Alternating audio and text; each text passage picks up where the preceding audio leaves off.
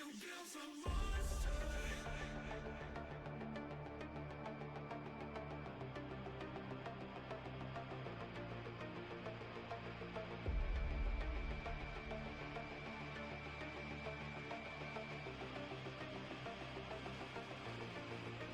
You built a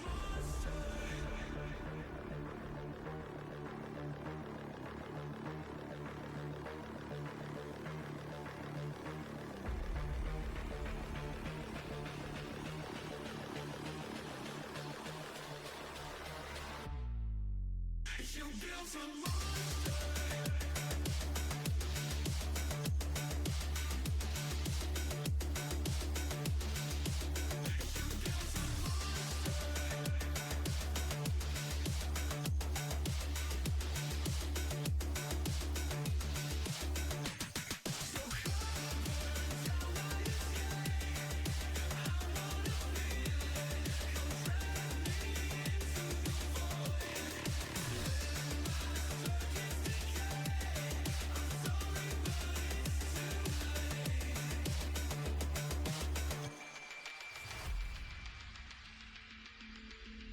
No breath, no heartbeat, just static remains.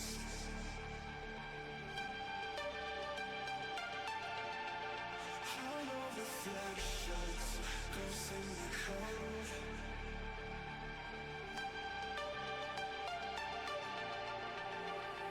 So come burn down my escape. I wanna feel it, come drag me into the void.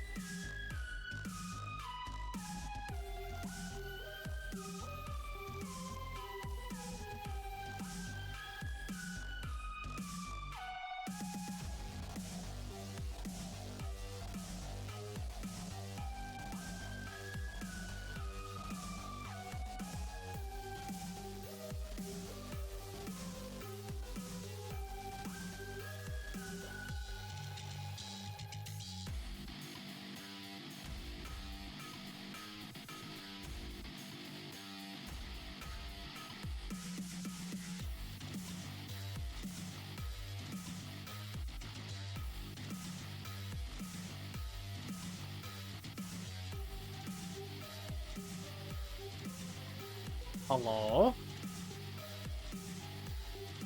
Microphone test. Hello, hello. Looks like it's on the right settings. V2 model seems to be working okay. I have a raker in my lap. Got water right next to me. Got snacks when I need them. How's everybody doing tonight?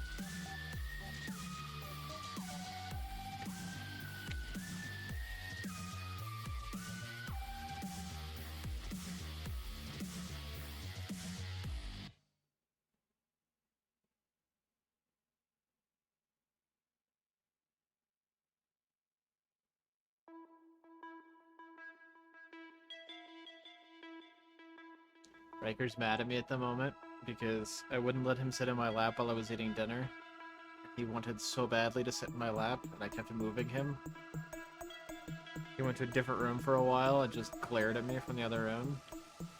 And then when I sat down to actually start the stream, he finally came over and hopped in my lap again.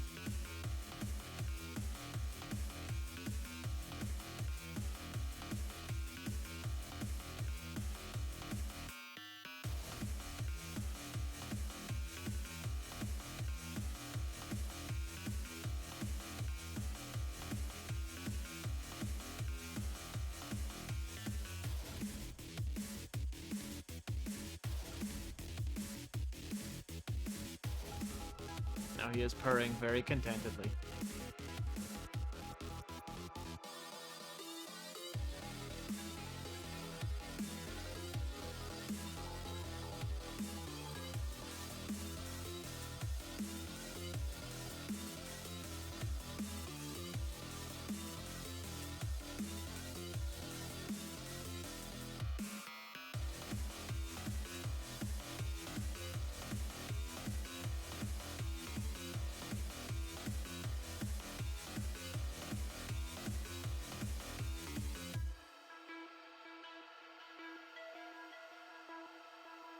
I don't want that Moira design on a t-shirt. The white background and the stretch lines and stuff, it looks like it's a t-shirt design already.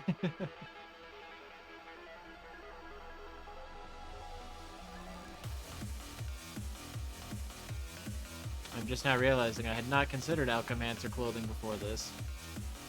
That seems like a dangerous rabbit hole to go down. I'm considering it now.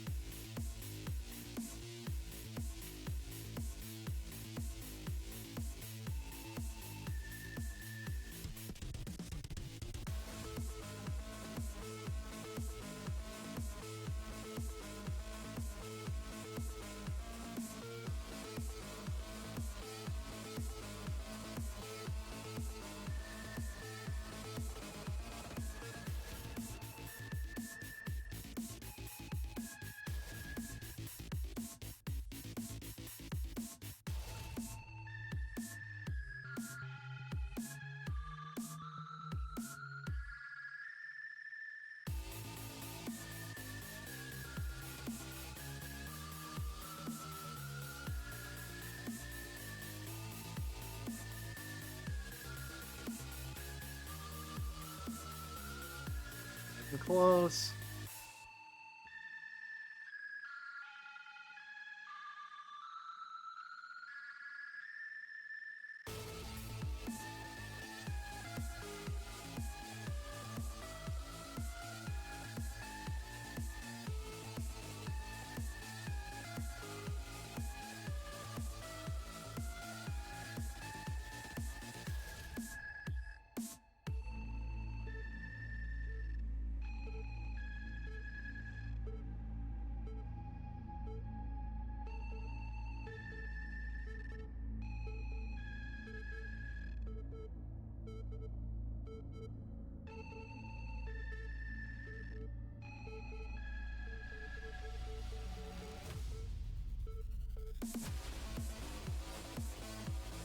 gonna lie, I kind of want Moira's jacket.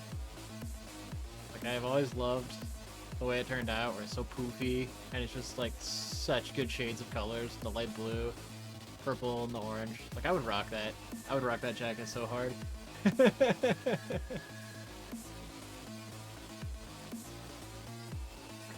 It's pretty Naira in the rain again.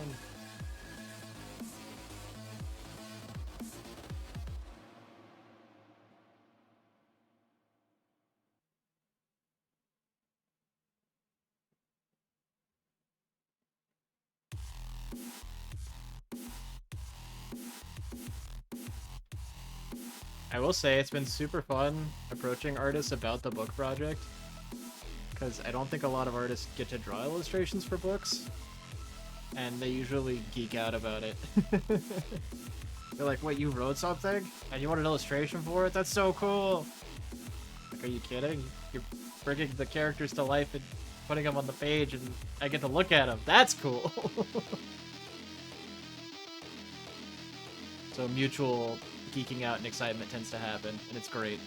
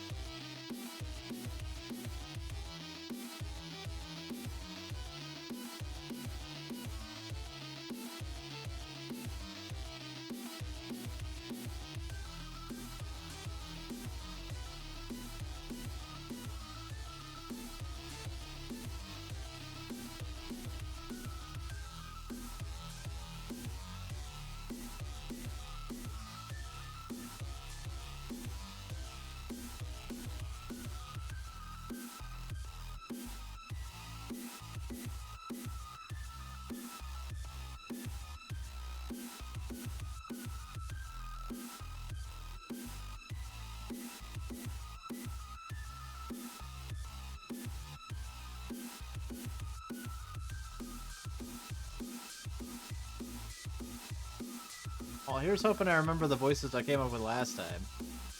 I probably should have reviewed them more thoroughly, but, you know, it's probably fine. No one's gonna notice, right? Right? Until they listen to the episodes back to back and go, wait a minute.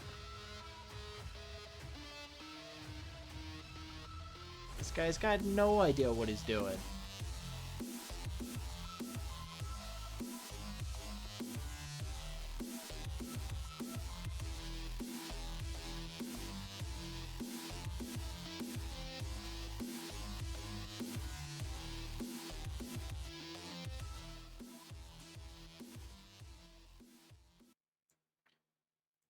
Alright. I'm gonna start the recap just a little bit early. So that way we can roll into the reading faster. So last time, when we checked in with Naira, who currently is residing in Renetta's basement as her house guest. Yay! We checked on her accommodations. She has a lovely room with 3 walls and a 4th wall that happens to be made of bars. And she has a bed, and it's a very lovely, wonderful bed. She has a toilet all to herself. She has a sink. And, you know, she gets food 3 times a day. So life is good, except she can't leave, which is like the one thing that Naira values above all else is her freedom. So that's a little unfortunate. But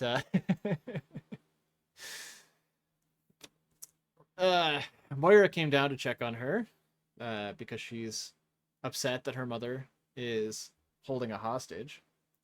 And they had a little bit. It was their first time meeting. Moira and Naira finally got to meet each other after us getting to know them for much of the book. And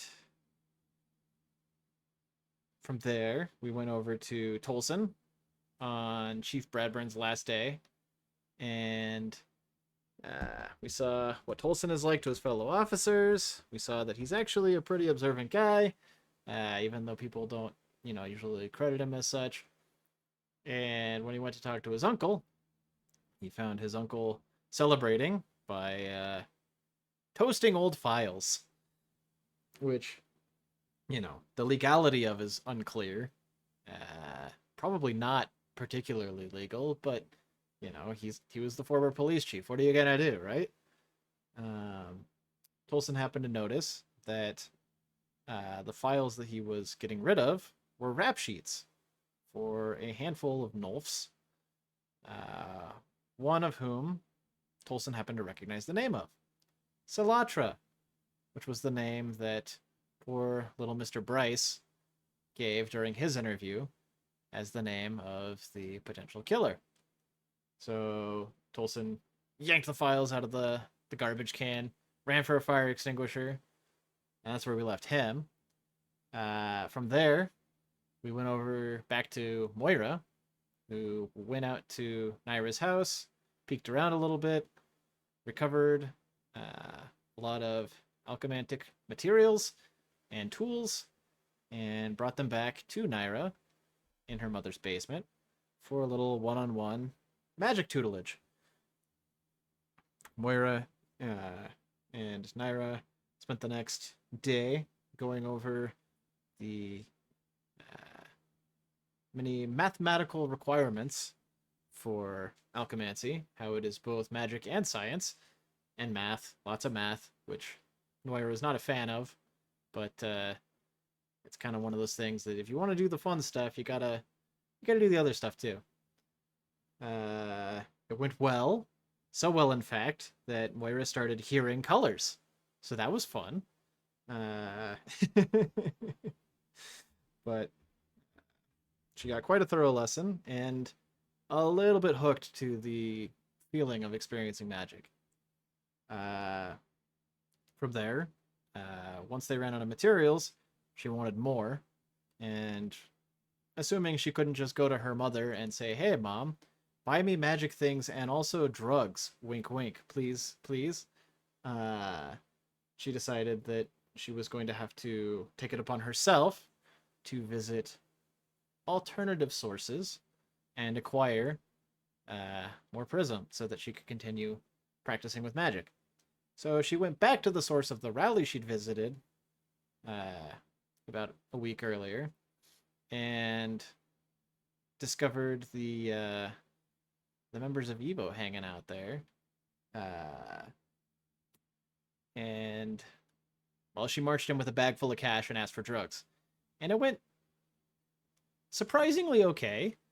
They gave her soda instead and told her that if she wanted Fractal, she was going to have to help them with an upcoming job they were going to run. She agreed wholeheartedly because magic is too cool not to work for it. From there, we went back to Leo. Leo discharged himself from the hospital because he was done being a pincushion.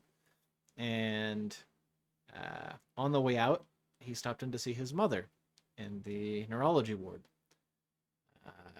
His mother has a disease that's attacking her nervous system, and so she's not doing so great. She's had it for a number of years and has been dealing with it, and it's where a lot of Leo's money goes. They had a good talk where he told her none of the dangerous things that have been happening to him, and also failed to mention that he'd also been in the hospital. He did the typical Leo thing and tore himself down a lot because, he's the worst in his own mind. And she didn't want to hear it. So she called him out and she told him to buck up and be better. In nicer terms. More specifically, she reminded him that he got into this line of work because he wanted to help people and do the right thing. And she said she trusted him to do the right thing. And now he's been guilted into it. So that'll go well. Guilt is a good motivator for Leo.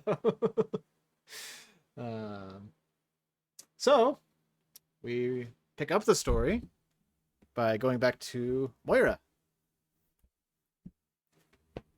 You guys ready? Also, I moved the microphone, which I hope didn't upset the volume too much. If it is a problem, let me know, and I will make adjustments. But I think there should be a better spot for it.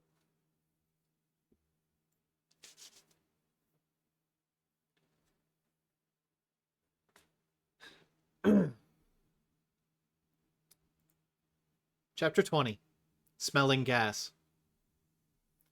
You're not getting cold feet, are you, Pipsqueak? Moira stopped staring down at the gas mask in her hands to glare up at Zalota. Of course not. Pointing at the straps, he continued. It goes over your face, and you clip it behind your ears. Yeah, I'm not stupid. I've worn a mask before. She didn't tell him that it was only for painting. He didn't need to know. Zalota smirked. Just don't trip at the finish line, Kit. Readjusting the overstuffed backpack weighing on his shoulders, he jogged along the catwalk to the front of the line. What the brack is that supposed to mean? Moira muttered under her breath. Someone else stepped up beside her. Siev. His gas mask was clipped to his belt, and he had a large duffel bag in either hand. Leaning in, he said, I think he's assuming you're gonna put it on and start huffing before we even get there. Moira rolled her eyes. How's it gonna help me there if I waste it now? Siev shrugged. Dawes doesn't tend to trust anyone to have self-control. Especially, a snipperd. Then he's an idiot. Siev grinned. Pretty much, but he keeps life interesting. The pads on Moira's feet were starting to get sore. They'd been walking for over an hour already, with no real indication that they were any closer. The longer she spent down in the infrastructure below street level, the more it all looked the same. Every once in a while, one of the Nolfs in the pack would split off to check a door to the surface, probably to make sure they weren't getting lost. They'd given her one duffel bag. Carrying it while it was empty was already awkward, so it was hard to picture what it would be like to tote around once it was full. Still, it felt insulting to only be given the one. Yes, it was almost as long as she was tall, but everyone else on snatching duty had been given two. She could pull her weight, but only if they gave her a chance. That said, she'd been so swept up in the excitement of all this that she nearly forgot her own plans. Yes, she was helping them steal. But that's because she intended to steal from them. So maybe stealing from thieves kind of balanced things out. Better not to dwell on the morality of her actions. Turning to Siev, she asked, So, if he's so popular, how is it that only 5 of you stuck around? Recruitment numbers down or something? Siev stared off to the side, head tilting as he considered. Actually, I think in light of yesterday, if anything, our recruitment numbers are up. A 20% increase is pretty significant. Moira took a second to do the math. Then she pointed at herself. Me? I'm the 20% increase? Siev nodded. That is how numbers work. Moira snorted. Looking around at all of you, I don't think I'm adding anywhere close to 20%. Maybe 10% is more accurate. Nodding again, Siev said, I'd go for 8.25 personally. Listen, bub, Moira said as she shot him a glare. Some of us got the short end of the stick when the Seed Mother was handing out genetics. Yeah, he agreed.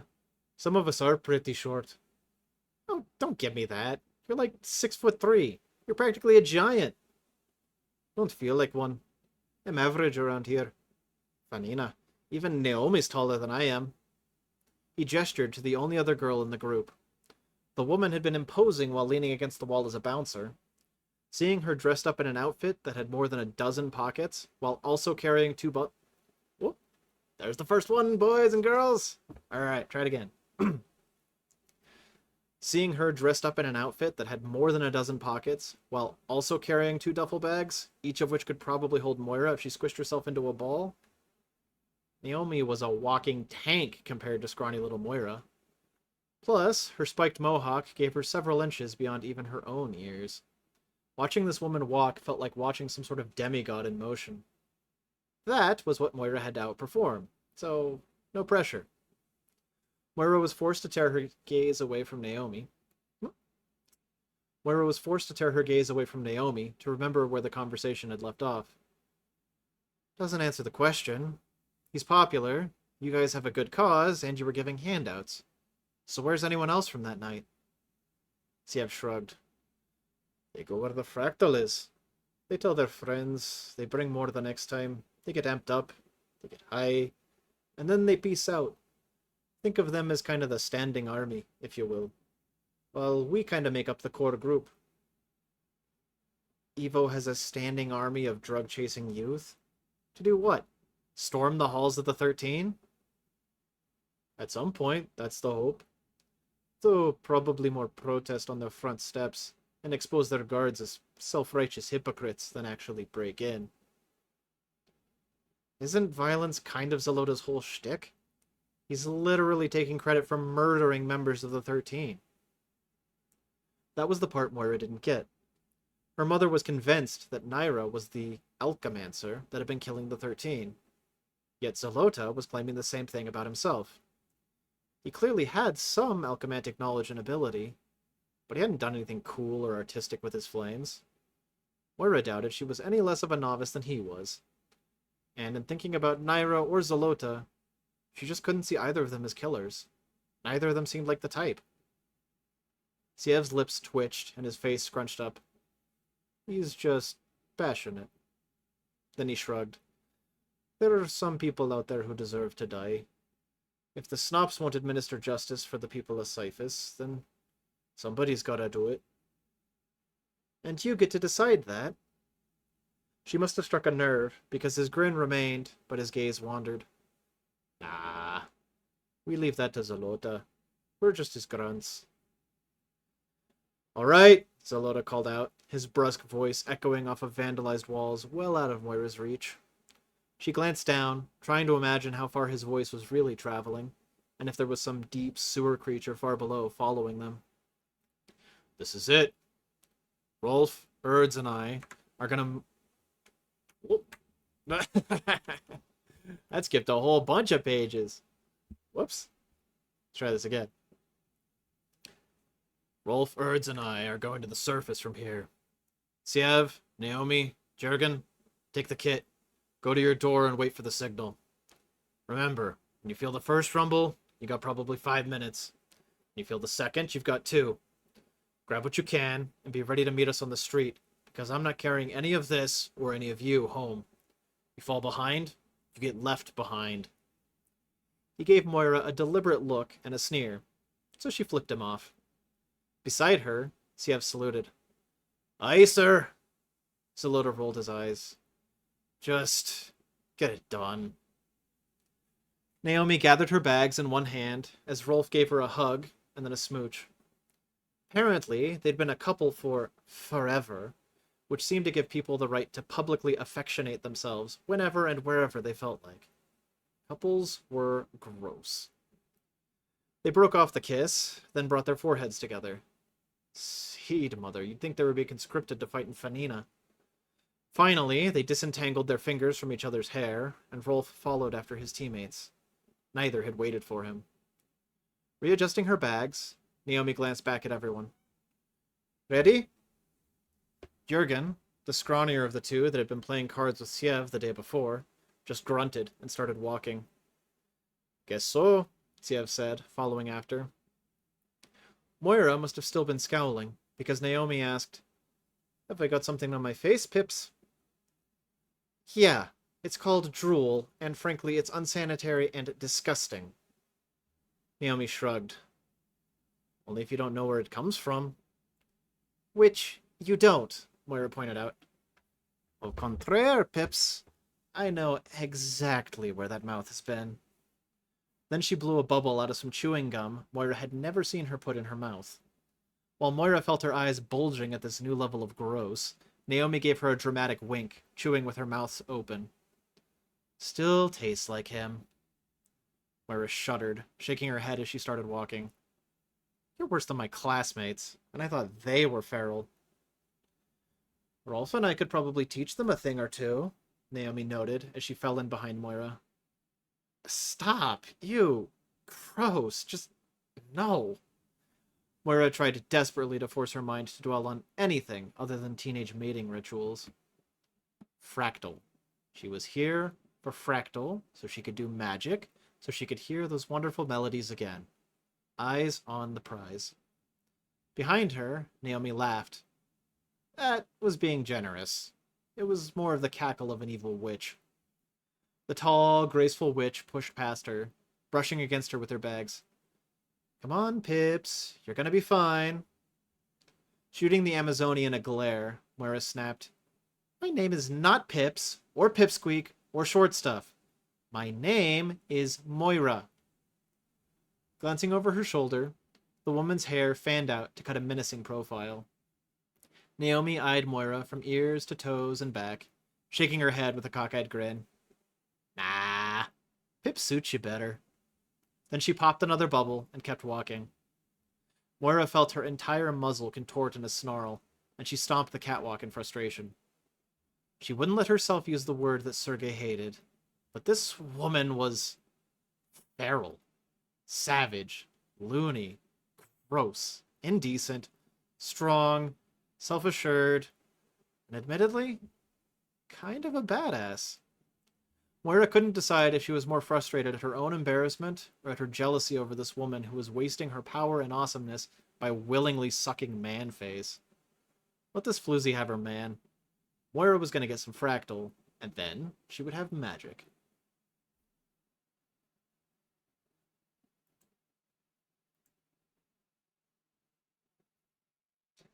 Leo Parsons, please come to the general ward. Leo froze mid-step before turning to level a dark glare at the crackling loudspeaker on the wall. His every instinct told him to just start running. Tolson was going to be here in 20 minutes. Leo could probably hide in the parking lot for that long. Though some nurses were frustratingly persistent. Normally, the front door served as enough of a barrier to keep the anima spawn trapped inside the hospital. But there were no guarantees there wouldn't be at least one nurse brave enough to cross that threshold and search the parking lot. Only other option coming to mind was to hide in a bathroom for 20 minutes. But under no circumstances was he going back to the general ward. Repeat, Leo Parsons, please come to the general ward. We have some personal belongings of yours. Leo's glare turned into a less hostile frown of confusion. They were bluffing. It was all a ruse to sucker him back so they could stick him again and rack up his bill.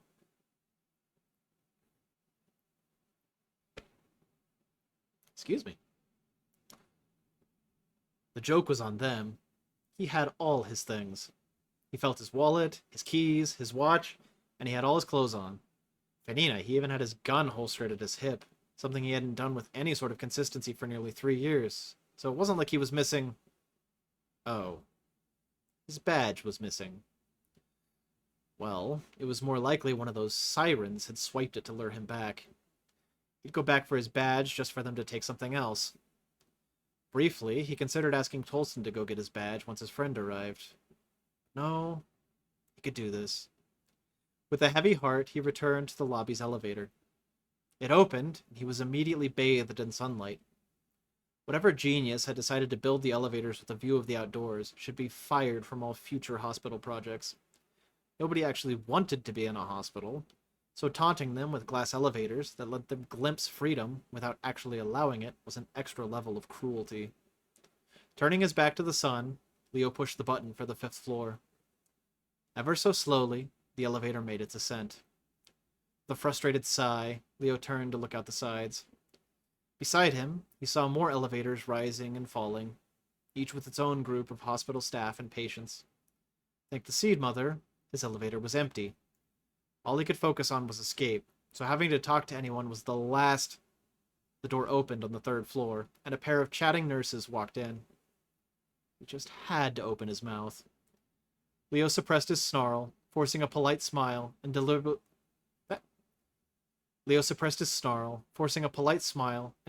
moving to stand against the wall. More people joined on the 4th floor. Leo rubbed at his eyes. At the corners of his senses, he could feel the onset of the necral call. Tapping his finger on his leg was only so helpful as a distraction, so he added in a bit of claw. Finally, they made it to the 5th floor, and he shouldered his way through the elevator's other occupants. His toes protested to the brisk pace he set, but he refused to stay here any longer than he had to. Thankfully, he'd been right. They had his badge. Providing the proper identification and signing the necessary paperwork were a small price to pay to get his badge and go.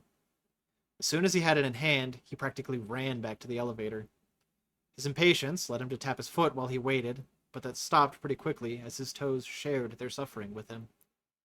An eternity later, the door opened on an elevator that was already partly full. Grimacing, he stepped on anyway. It seemed Anima really wanted to drag this out. Just like the climb up, they seemed to stop at every single floor to exchange passengers. In trying to maintain a space bubble for himself, Leo found himself nearly pressed up against the glass. Ignoring the hateful rays of the sun as best he could, he started scanning the cars in the parking lot below for Tolson's cruiser. He didn't see it. His gaze wandered to the next elevator over as it climbed out of a hole carved for it in the ground. Inside were a trio of hospital workers, hastily pulling on basic scrubs over bright green jackets. Employees must have to park in the basement to maximize parking space for all the patients the hospital planned to suck dry. Leo's mouth twisted in a wry smile as he saw one of them struggling with the buttons. He did plenty of days like that, with a frantic rush to not be late to work. They'd filled the rest of the elevator with sheet-covered gurneys, so when they stopped at the first floor, there was no room for any passengers to get on. As Leo's elevator stopped to pick up even more people on the second floor, he found himself wishing that he'd thought of that strategy. The elevators passed each other then, and Leo was surprised to see that all three workers in the other one were Nulfs. Whatever was under the sheets on the gurneys was lumpy enough they could well have been holding bodies. Fitting for a place of death. With a start, Leo shook his head. He shouldn't be so grumpy today. He'd had a good talk with his mother. This was supposed to be the start of the next stage in his life. It was to be a time of discovery, good things to come. The elevator doors opened as it reached the first floor, and everyone on board filed out. Leo couldn't get off the thing fast enough, but he did his best. He briefly considered waiting in the lobby, but his restlessness was at an all-time high. If he spent any more time in this hospital, he would explode. Tolson would be here soon, so he'd just wait for him in the parking lot. The front doors slid open before him, and for once, the outdoors held far more appeal than they should. But something was bothering him, and it wasn't just this place. He wanted Necro bad, but he wasn't going to find any here. And his anxiety hadn't stopped spiking, even with freedom in sight. He had the sinking feeling he'd missed something. But what? Then it hit him. One of the Nulfs in that elevator. Same height, same build, same green jacket. No. His anxiety was just making him paranoid. It was coincidence, surely. It couldn't be the person who'd messed with his car. Unless they'd come back to the hospital to finish him off? Okay, now Leo was sure he was being paranoid. Even so, despite his overstimulated flight response, Leo marched back towards the elevators. He wouldn't be satisfied to ignore this. After pushing the button to call the elevator, Leo's finger began tapping furiously against his arm. Slowly, the number display overhead began its descent from 8. Back in the lobby, someone coughed. Leo wouldn't have registered it if it had been an isolated incident, but several more people coughed in reply. How did people not understand that hospitals were places of sickness and death? Was Leo the only one who found that obvious? It was only once the elevator hit 5 and the coughing hadn't stopped that Leo smelled the necrol. Glancing back towards the lobby, he caught sight of a thin, purple haze filtering down from vents in the ceiling. Fanina's cracks. What now? A moment later, the entire building rocked with an explosion.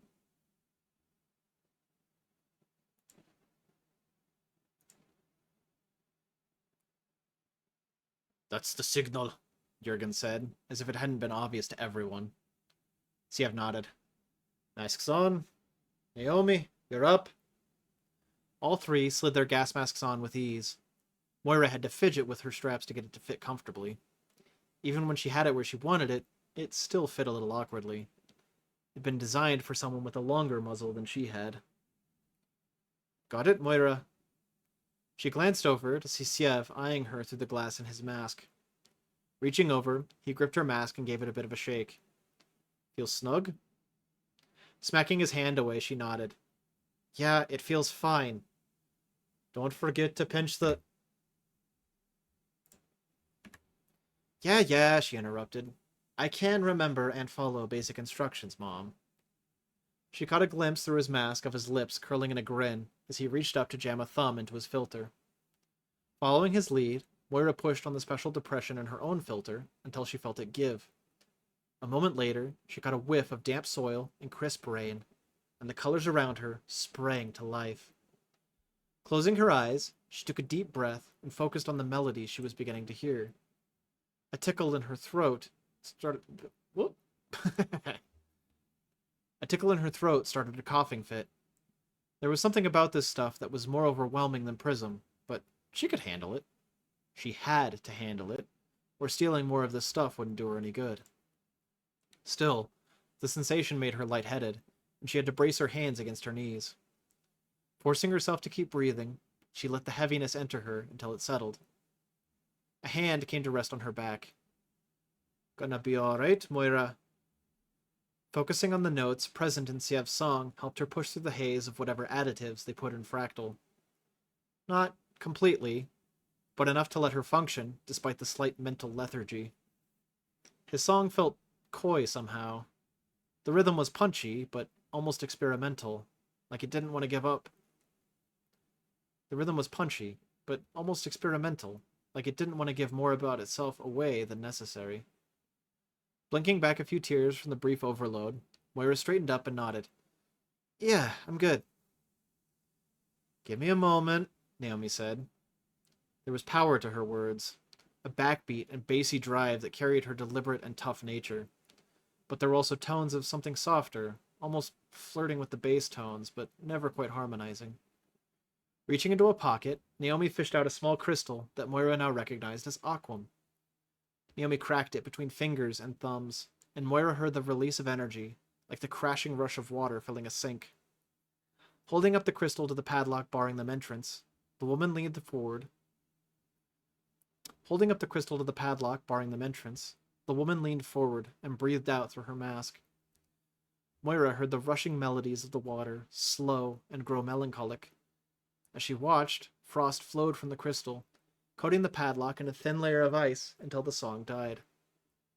Tall, confident, killer hair, and an Alchemancer to boot? What didn't Naomi have?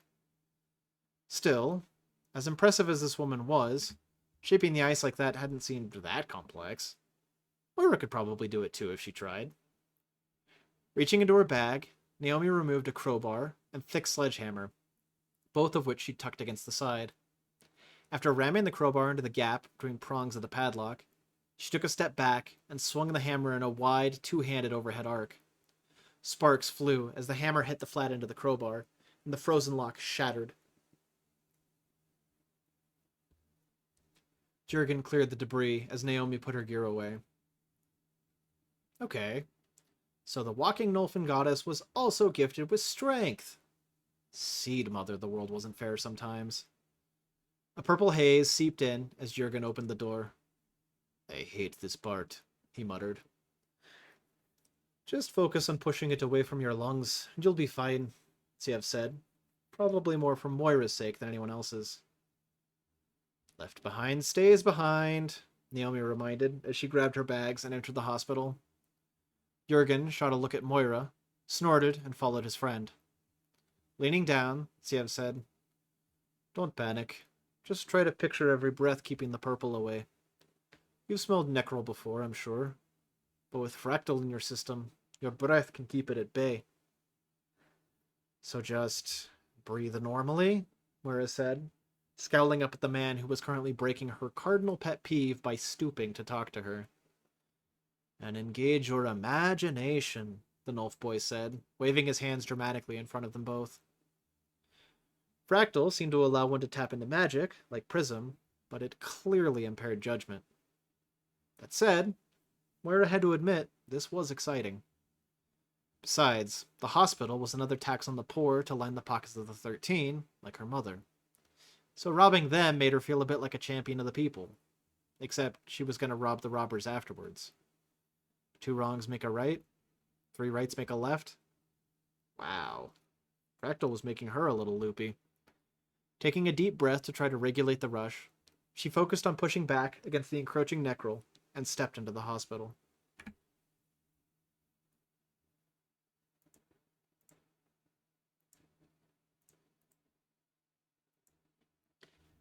The elevator door opened to the second floor, and Leo exited at a painfully brisk pace.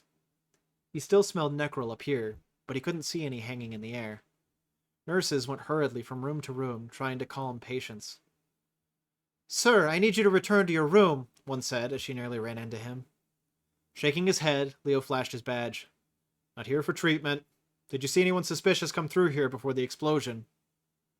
The nurse's eyes widened as she saw the badge. I'm not sure. What exploded? Was anyone hurt?" "I don't know," Leo admitted. But his hunch told him that a Nulf in a green jacket, on site when something exploded, wasn't coincidence. Not when it happened twice. "Did you see anyone wheel a gurney through here?" The nurse frowned, then nodded. "There were some techs earlier." Pointing down the hall, she added, "They went that way. Why?" "If you see them again, flag me or someone else down. You guys have security around here. I've seen a couple of them on every floor. How do they communicate?" They use personal radios, sir." Flustering the nurse like this actually made Leo feel guilty. It shouldn't. She'd willingly chosen this profession after all.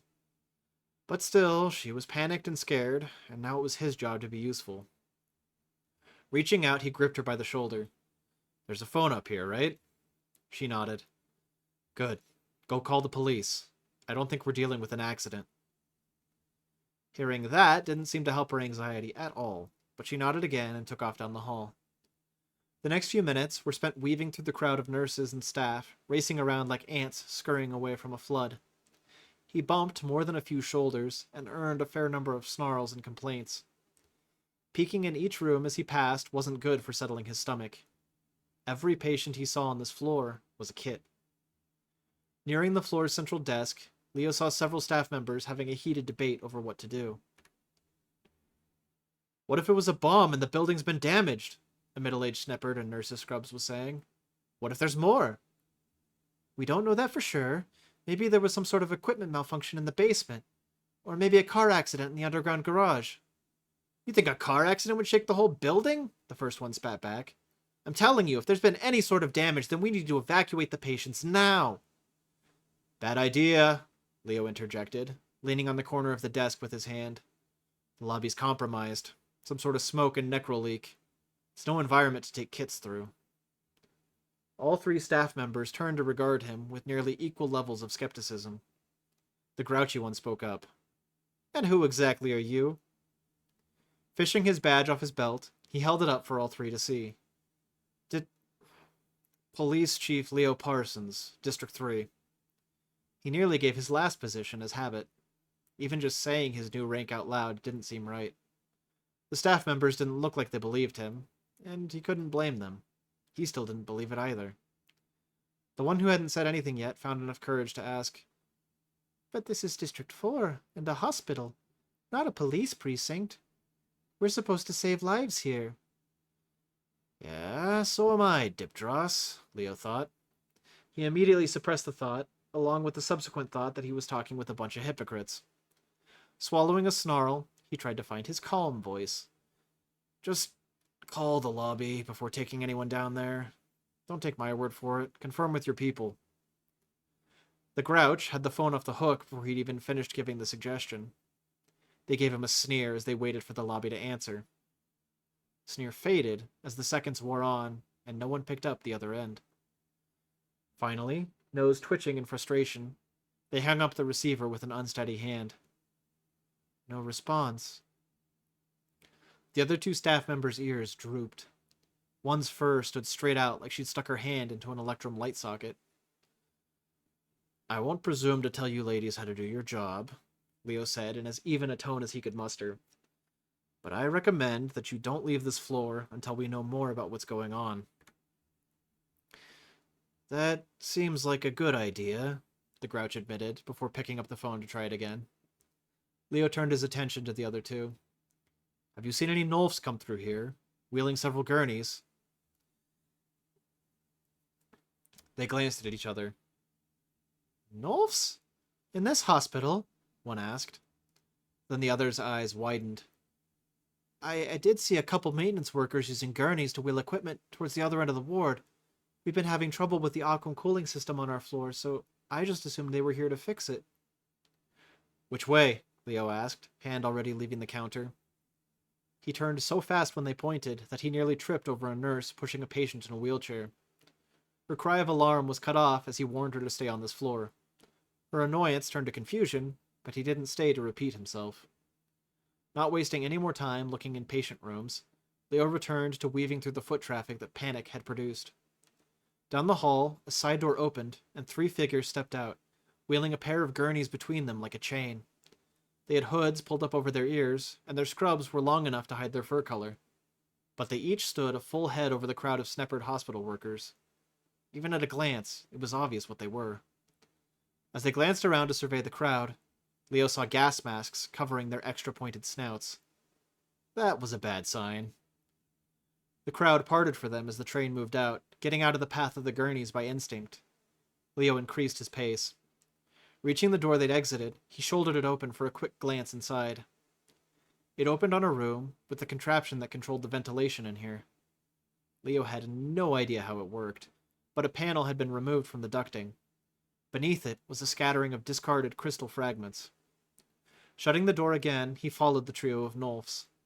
Closing the distance between them was difficult with this many people moving about. Leo glanced around for any security guards on this floor. To his relief, he spotted one in the next hall. With a frantic wave of his arm, he flagged her down. The woman didn't look thrilled, but she worked her way over to him. Everyone needs something right now, sir. You're gonna have to stay calm and wait for someone to help you. Leo shook his head. Not a patient. Flashing his badge, he continued. Leo Parsons, District 3 Police. Off duty, but in the area at the time, so I want to help. She scowled, then sighed. Miranda Hall, Paloma Security. We could use the help. I've tried radioing around, but no one seems to know what's going on. There's a lot of people in the lower levels who aren't responding.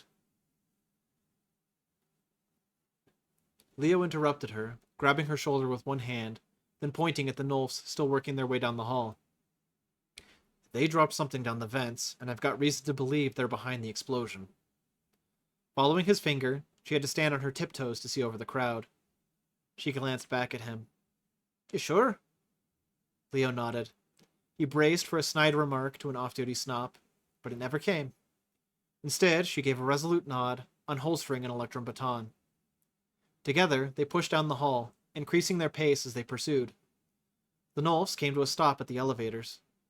Leo hadn't expected them to loop back around like that.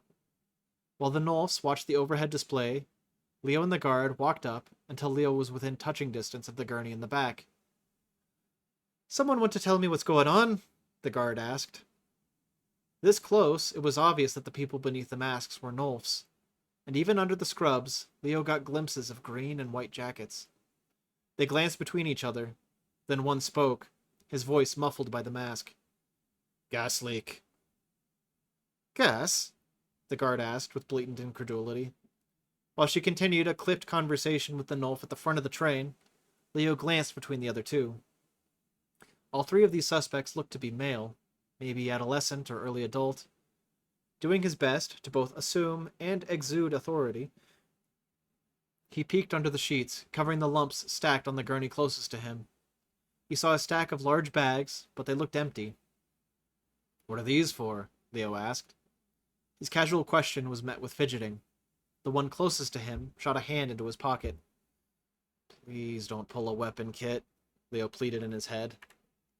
He took a step backward just in case, and a moment later the Nolf pulled his hand back out and swung at him with a closed fist. Blue electricity arced across the knuckles, and Leo barely sidestepped the blow.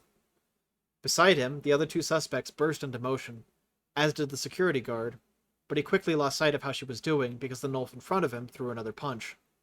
Leo stepped into the blow, deflecting with his forearm so that the blow glanced his shoulder instead of his face. Gripping the attacker's arm with one hand, Leo drove his own fist into the man's solar plexus. Caught off guard, the man exhaled sharply. A moment later, electricity coursed through Leo's body. His claws dug into the Nulf's arm as his muscles contracted, and the attacker convulsed too. As soon as it had come, the shock dissipated, though both Leo and his attacker seemed to have shared in its effect. With a snarl, Leo shook his head, ignoring how much his fur was still standing on end, and threw another punch. From his blind spot, the rear gurney smashed into him, bruising his hip and knee. Leo gasped, doubling over against the gurney, but maintaining his clawed grip on the arm of the man in front of him. Leo glanced over at the one who'd rammed him with the gurney, just in time to see the security guard unload a Leo glanced over at the one who'd rammed him with the gurney, just in time to see the security guard unload a charge of her electrum baton into him. Before he could celebrate, the Nulf he was currently fighting swung with his free hand to hit Leo in the side. The impact drew a gasp from Leo. Through his periphery, he saw the Nulf reaching for his pocket again. Yeah, he wasn't about to let that happen. Rotating into his attacker, Leo grabbed the man's arm in both hands, threw his hips back, and flipped the taller man over his shoulder.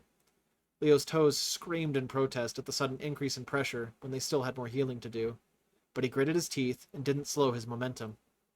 The Nulf crashed to the tiled floor in an awkward flopping motion. A handful of small, colored crystals flew from his pocket and scattered across the floor. Behind Leo, the elevator door dinged its arrival. He looked up to see one of the Nulfs pull the first gurney onto the elevator. The other Nulf pushed the second gurney that way with one hand as a gout of flame erupted from their opposite hand. It was directed at the security guard, who turned away with a cry of alarm and tried to shield her face with her arms. Stretching out, Leo kicked at the gurney, ramming it into Flameboy's shin. Leo's toes hurt immediately, but the flame spray went in a different direction as the Nulf leaned into the gurney to take weight off his leg. Leo heard a growl through the man's mask. Then he spoke. "Catch up when you can." Wheeling the gurney beside the first one on the elevator, he stepped in beside it and pressed the button. Reaching into his jacket, he pulled out several more of those colored crystals, which he tossed at the Nulf still on the ground. These were several shades of deep purple and blue, and they skittered to a stop against the man's side. Pushing to his feet, Leo ran for the elevator. At that moment, a hand caught his ankle. Immediately after, electricity coursed through his body again. Leo's momentum carried him to the ground. The elevator door closed mere inches from his curling fingers. His body contorted in on itself of its own accord. In a moment of panic, Leo thought the fire in his body would never be quenched. Being trapped in a body whose muscles wouldn't respond was terrifying. Finally, he was released as the security guard ran up to kick his assailant's arm away. "See how you like it," the security guard announced, as Leo watched her drive her electrum baton into the Nulf's back and discharge it. The Nulf convulsed for several seconds, then grew very sluggish. He let out a long groan before drawing in sharp, rapid breaths. Stumbling back to his feet, Leo scooped up what crystals he still saw on the ground. He wasn't about to let this Nulf have them. Leo had no desire to get zapped a third time. A bit roughly, he reached down and removed the Nulf's mask from his face. The man beneath had to be an early adult, with such a dark russet-colored muzzle it looked burnt. His only facial marking was a light gray pattern that ran down between his eyes, then curled underneath them, leaving the entirety of the snout a deep orange. Unkempt tufts of fur stuck out from the top of his ears, which twitched as he groaned in pain. When Leo caught glimpses of his eyes, fractal glow was present. But this wasn't the Nulf that Leo had passed by his car before it exploded. This was someone else. Beside him, the guard unloaded a spent electrum battery from her baton, fishing out a fresh one to replace it from the small pouch on her belt. Leo looked up at her. "You got him?" She nodded, twisting the handle of her baton until it sparked to life again. "Yeah." Then she frowned. "Where are you going?" Glancing down at the mask in his hands, Leo hit the button for the elevator. The basement.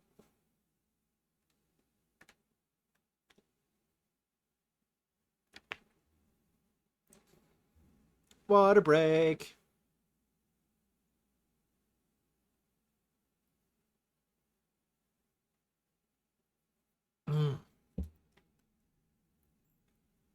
Well, what are we learning about hospitals today?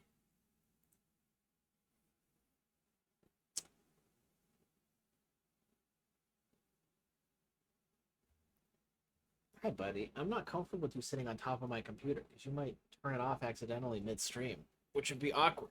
Ugh. They're a scam. They're the best of places. I mean, yeah, I don't know why Leo's such a pessimist about him, you know?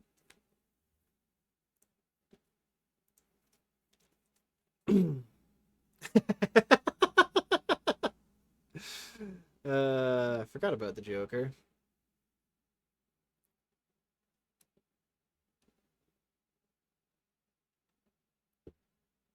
All right. Water in my system. Next chapter loaded. You guys ready to keep going? Chapter 21. Bloody Hands. 3 years ago. I swear, officer, you take one step closer, and this knife's going right in your friend's throat.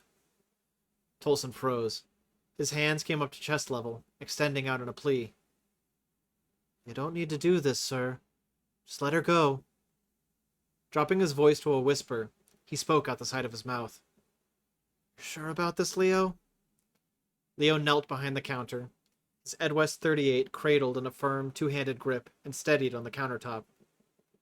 Yeah, Leo whispered back. Got a good line of sight. Just get him to rotate so I can get a good shot at his hand. I want both of them to live through this. Tolson grimaced, but gave a curt nod. He understood the risk they were taking, but he trusted Leo. Of course he did. Leo never missed. He had the back-to-back trophies to prove it. Excuse me. Why is water making me burpy? That's not fair. What did I say? The man across from them was a Nulf, probably middle-aged. His movements were twitchy, his breathing erratic, and his eyes never settled on anything for more than a moment. Plus, his eyes glowed. Most fractal junkies weren't a problem, but there'd been an increase in fractal-related crimes in just the 2 years Leo and Tolson had been part of the force.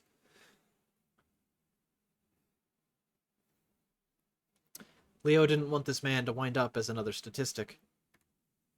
Unfortunately, this man had made himself into a problem when he decided to use a combat knife to take an officer hostage.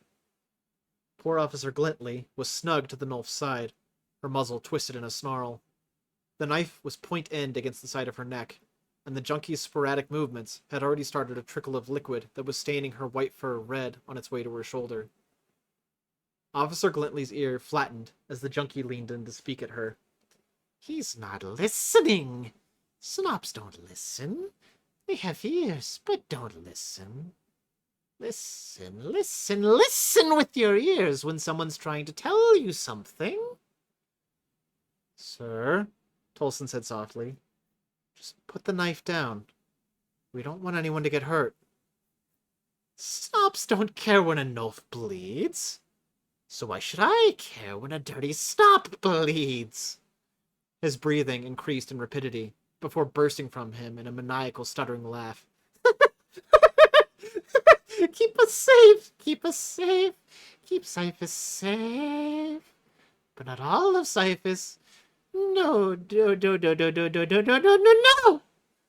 Officer Glintley's claws flexed at her side, and her eyes squeezed shut as the knife bit a little deeper. Only the people we like are safe, the badman continued. But who do we like? Not the brown dirty furs. No, we don't like dogs. Only the pretty little kitties, so white and clean. Clean, clean, clean. The next moment, he was lost to his rambling. Tolson took the opportunity to take a slow step to the side. Good. That might make him turn. Right now, Glintley was in the way of the shot, and Leo didn't want to hit her. He wouldn't. He had the trigger discipline and the marksmanship not to hit her. But why risk it? Sir, as an officer of the law, I care when anyone bleeds, Tolson said, slowly, keeping his hands up and his voice calm. And I do my best to keep everyone safe. So does Officer Glintley. That's why she was checking on you, to make sure you were okay. The Nulf snorted, then laughed, his prismatic eyes darting wildly from Tolson to Leo and back. She was stealing from me. Clean but dirty little snot. taking what she wants from the poor dog. She didn't realize the dog had teeth. Long teeth, sharp teeth. This man needed help. He was under the influence of Fractal and wasn't thinking clearly. Tolson was good at de-escalation, and Leo had him covered if the man did anything stupid. He just hoped it didn't come to that. Sir, you're hurting her. Teeth. Sharp teeth on this dog. Teeth that bite. Bite when someone squirms. Come on, just turn already. Tolson took another step. Please, sir, put down the knife. More red spilled out around the point of the knife. Leo wasn't going to wait anymore. He squeezed the trigger. Blood sprayed from the back of the Nolf's hand near the wrist. Pulling the knife away, he twisted his wrist, staring at the new hole in his hand. Then he started to laugh. Officer Glintley raked her claws along the junkie's arm, inner legs and torso, tearing herself away from his chokehold. Officer Glintley raked her claws along the junkie's arm, inner legs and torso, tearing herself away from his chokehold. He stared down at the many trails of blood leaking through his fur. Then he laughed again. In that moment, time seemed to slow down. Tolson beckoned for Officer Glintley. She turned to run to him. The junkie raised the knife again, blood streaming through the air as he readjusted his grip, seeming unbothered by the hole in his hand. Leo fired another shot, this one to the man's forearm. It punched through fur and skin, embedding itself in muscle and causing the blood around it to hiss. Still laughing in his horrible, soulless way, the junkie ran at Officer Glintley. Leo fired another shot into his knee, but it wasn't enough to drop him. The junkie lunged for Glintley, knee pressed into her back as their momentum sent them both to the ground. They slammed to the floor, dazing Glintley. Leo fired his next shot into the Nolf's back, aiming for the heart. The next moment, the junkie rammed the knife through Glintley's neck until the tip poked through the other side. Tolson screamed. Leo fired again. The junkie laughed. Not clean anymore, he chortled in a horrid sing-song. Dirty snops are dirty inside, and other dirty inside is their dirty outside. Glintley's body jerked as he ripped the knife free again, before wheeling to face Leo. The junkie hunched there over her body like a predator, blood running down the knife to coat his hand. His head tilted a little, and red was flowing freely down his chest. He leapt for Leo, and a gunshot rang out. The Nolf's head snapped backwards, while his body's momentum carried him forwards. He landed on his back, knife clattering from his fingers. A large figure strode past Leo before firing 2 more rounds into the junkie's head. Chief Bradburn himself had arrived. Tolson skidded to his knees before desperately trying to apply pressure to Officer Glintley's neck. Of course, it was too late. She'd bled out in seconds. Parsons, Chief Bradburn growled, voice coming out at frighteningly quiet levels. You're a better shot than me. So tell me why the fanina I have a dead officer on my hands and almost lost 2 more. Leo didn't know what to say. It should have worked. He hit every shot, but the guy hadn't gone down. Why? Why hadn't it worked? Seed mother, Bradburn muttered, watching Tolson attempt to wrap Officer Glintley's neck with a bit of gauze. It was completely soaked red. I shot him 4 times, Leo said, his own voice sounding distant and hollow. How did he keep moving? Chief Bradburn sighed before holstering his Steris 55. I don't understand, sir. Leo fought to swallow around the lump in his throat. I didn't miss. Take a good, long look, Parsons. Fractal's a whole different animal. The sooner that sinks in, the better. I don't care what they taught you in Academy. You can't save everyone, Parsons. Not every situation has the luxury of allowing everyone involved to walk away. Sometimes you have to shoot to kill, because if you don't... He trailed off, looking back to where his nephew knelt beside Officer Glintley. Tolson's eyes were distant and glazed, his hands and knees soaked in crimson. Bradburn continued, "Once Fractal gets involved, someone's going to get killed. The decision you have, Parsons, is not whether you can save the junkie, but whether you can minimize the damage they're inevitably going to cause. And that's not what you chose today." Shaking his head, Bradburn ran a beefy hand through his cropped hair. "Seed Mother. I'm gonna go report this and get a cleanup crew on the way. Parsons, be thinking about what you're gonna tell Glintley's family." It took every bit of focus Leo had to holster his sidearm. His hands were shaking so badly, it still took several attempts. This was his fault.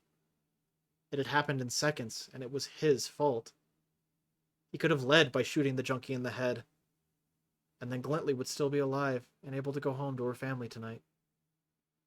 Seed Mother, her family was going to tear him to pieces. And if they didn't, they should anyway. He knew the pain of getting the news that a loved one was never coming home. Not only did he have to share the news, he also bore the responsibility for her death. If his inaction had gotten someone killed, then he was never going to hesitate again. No, he would never let something like this happen again.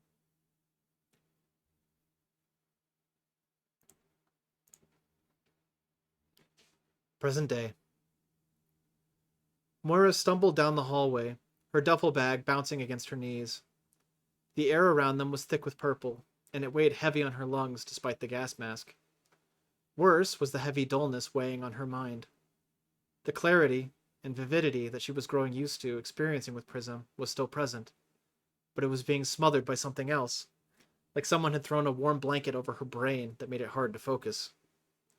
If Fractal had this much of a side effect, no wonder Naira preferred Prism. Still, they both allowed for connection to magic, and Moira was desperate enough to learn magic that she could make this work. Probably. "She gonna make it?" Jurgen asked. Lifting her head with only a bit more effort than normal, Moira shot him a glare through her mask. "I'm fine," she snapped. To her, at least, it felt like her words had some bite to them. But he didn't even flinch, so maybe she was more sluggish than she realized. A voice played in her ears, the punchy staccato notes of Siev's song bouncing around. "It's probably the Necrom. You've got to visualize washing it out of your lungs with every breath, or it's going to put you to sleep just like everyone down here. Feel it, gather it, and then expel it."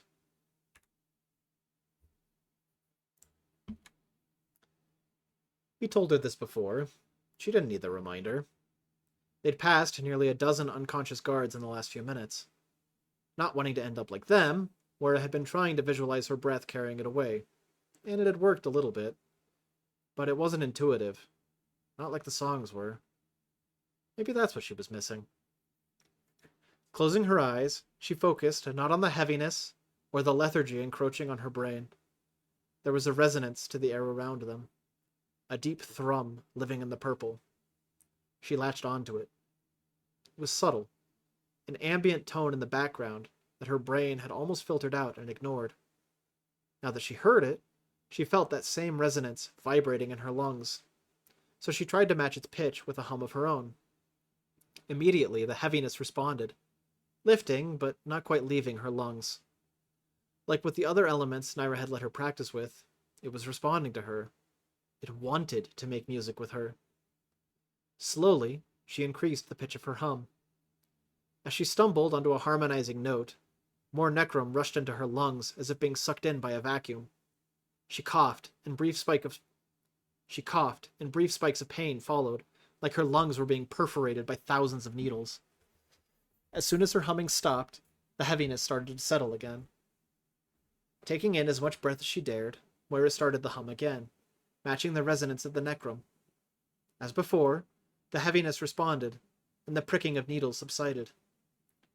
If harmonizing drew in more necrom, abruptly, she jumped the pitch of her hum to something discordant.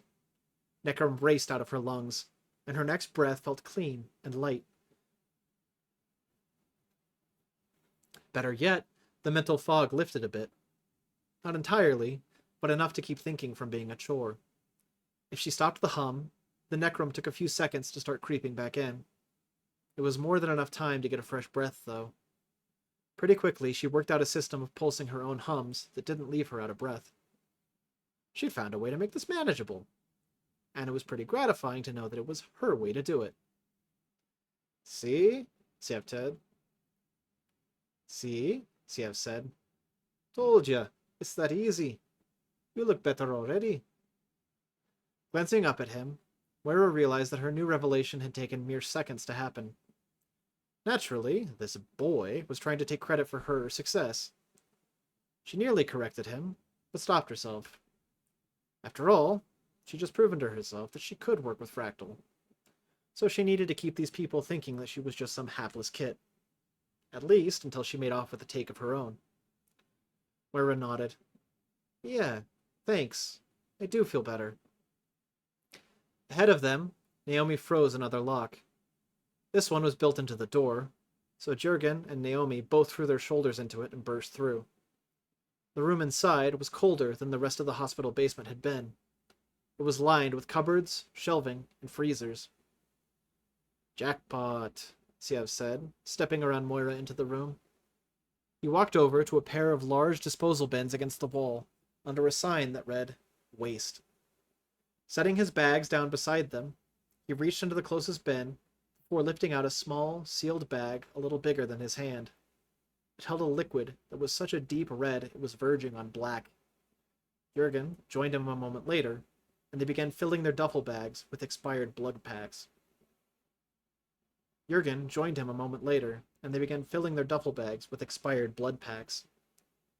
Naomi left one of her empty duffels with them, then walked over to raid the cupboards and shelving. Help me over here, Pips, she said as she turned pill bottles to read their labels. Moira snarled at the demeaning nickname, almost forgetting to keep up her hum. However, the encroaching necrum still lingering in the air was an immediate reminder. Rolling her eyes, Moira awkwardly brought her own bag over to join her. I already told you, my name's Moira. The gas mask filtered her voice, and it seemed to lose the commanding bite she wanted it to have. Beside her, Naomi grabbed a handful of bottles and deposited them in her bag. She laughed. Pips is better. It's cute. Moira's claws came out at the mere thought of being considered cute, but she forced herself to retract them. She couldn't stop herself from muttering, Not cute. Naomi snorted, briefly fogging up the window in her mask. You absolutely are. Then she pointed at the freezer. Pop the lid on that, see if there's any little metal canisters inside. Moira's eyebrows came together in annoyance. As she dragged her bag over to the freezer, she consoled herself that she had planned to check the freezer anyway, before Miss Bossy Pants told her to do it. So really, Moira was following up on her own idea. If Moira thought the room was cold before, a fresh chill washed over her as she lifted the freezer lid. Peering inside, she saw rows and rows of tiny little metal canisters, no larger than her finger. A rising excitement chased the chill away. They looked just like what Prism came in. What'd you find, Pips? Your originality, Moira shot back. It's been dead and on ice for weeks. Naomi spared her a glance, then snorted again. I imagine it's right next to your sense of humor and social skills. Yeah, I come in every 2 weeks and donate them both, and they save them to give to unfortunate people like you who can't produce their own. Naomi considered before chuckling. So if I've got a humor deficiency, I can just suck some of your blood to make up for it? I don't want your nasty chewing gum and boy toy drool anywhere near my fur. I'll be gentle. Naomi cooed the words in a way that made Moira want to throw up. She couldn't decide if it was closer to baby talk or bedroom talk, but both options made her feel sick. Turning her attention back to the contents of the freezer, Moira heard Naomi let out a bark of a laugh. You're cute when you're embarrassed, Pips. Moira grabbed a tray of what she hoped was prism canisters, and it took great restraint not to chuck the whole thing at this stupid woman's head. Instead, she tilted it to show it off. These the canisters we want? Grabbing a bottle in each hand, Naomi looked at what Moira had. She nodded. Yep. Fill the bag if you can. That was all the permission Moira needed. Not that she really needed permission. This was, after all, the entire reason she was here. Grabbing a couple canisters, she slid them into her pocket before dumping the rest of the tray's contents into the waiting mouth of her empty duffel bag. Naomi wasn't even asking her to count. Moira could skim as much off the top as she wanted. And so, she did.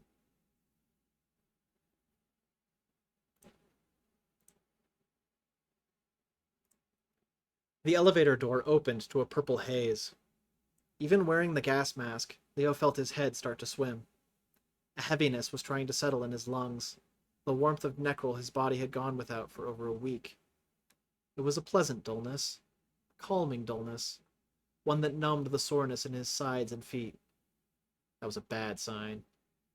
And yet, he felt surprisingly alert, like even through the numbness it was somehow becoming easier to focus. His toes didn't protest when he tripped over the body in the hallway, but it did take a few stumbling steps to keep from falling over. Turning back, he rolled the body over to discover a Paloma security guard. Excuse me. A thin trickle of blood was dripping from the guard's nose. With relief, Leo saw that the guard was still breathing, just unresponsive. Dragging the body back into the elevator, he sent it up to the second level unattended. Hopefully, someone would notice. Even if they didn't, at least the guard would be free of this Necrol cloud. Leo found over a dozen unconscious guards and staff members down here, each one unresponsive. Blood trickled from noses, mouths, ears, and in one case, under the eyes. Leo did his best to drag each one into less dense patches of purple haze. His ears perked as he caught the distant sound of a car door being slammed. Following it led him out of the hallway and into an underground parking garage. The haze was much less pronounced in here, though he could still see traces of purple mist swirling a bit in the dim fireroom lighting. He passed a number of ordinary cars, likely belonging to the various hospital staff. He spared glances for every set of windows that went by, but nothing stood out or grabbed his attention.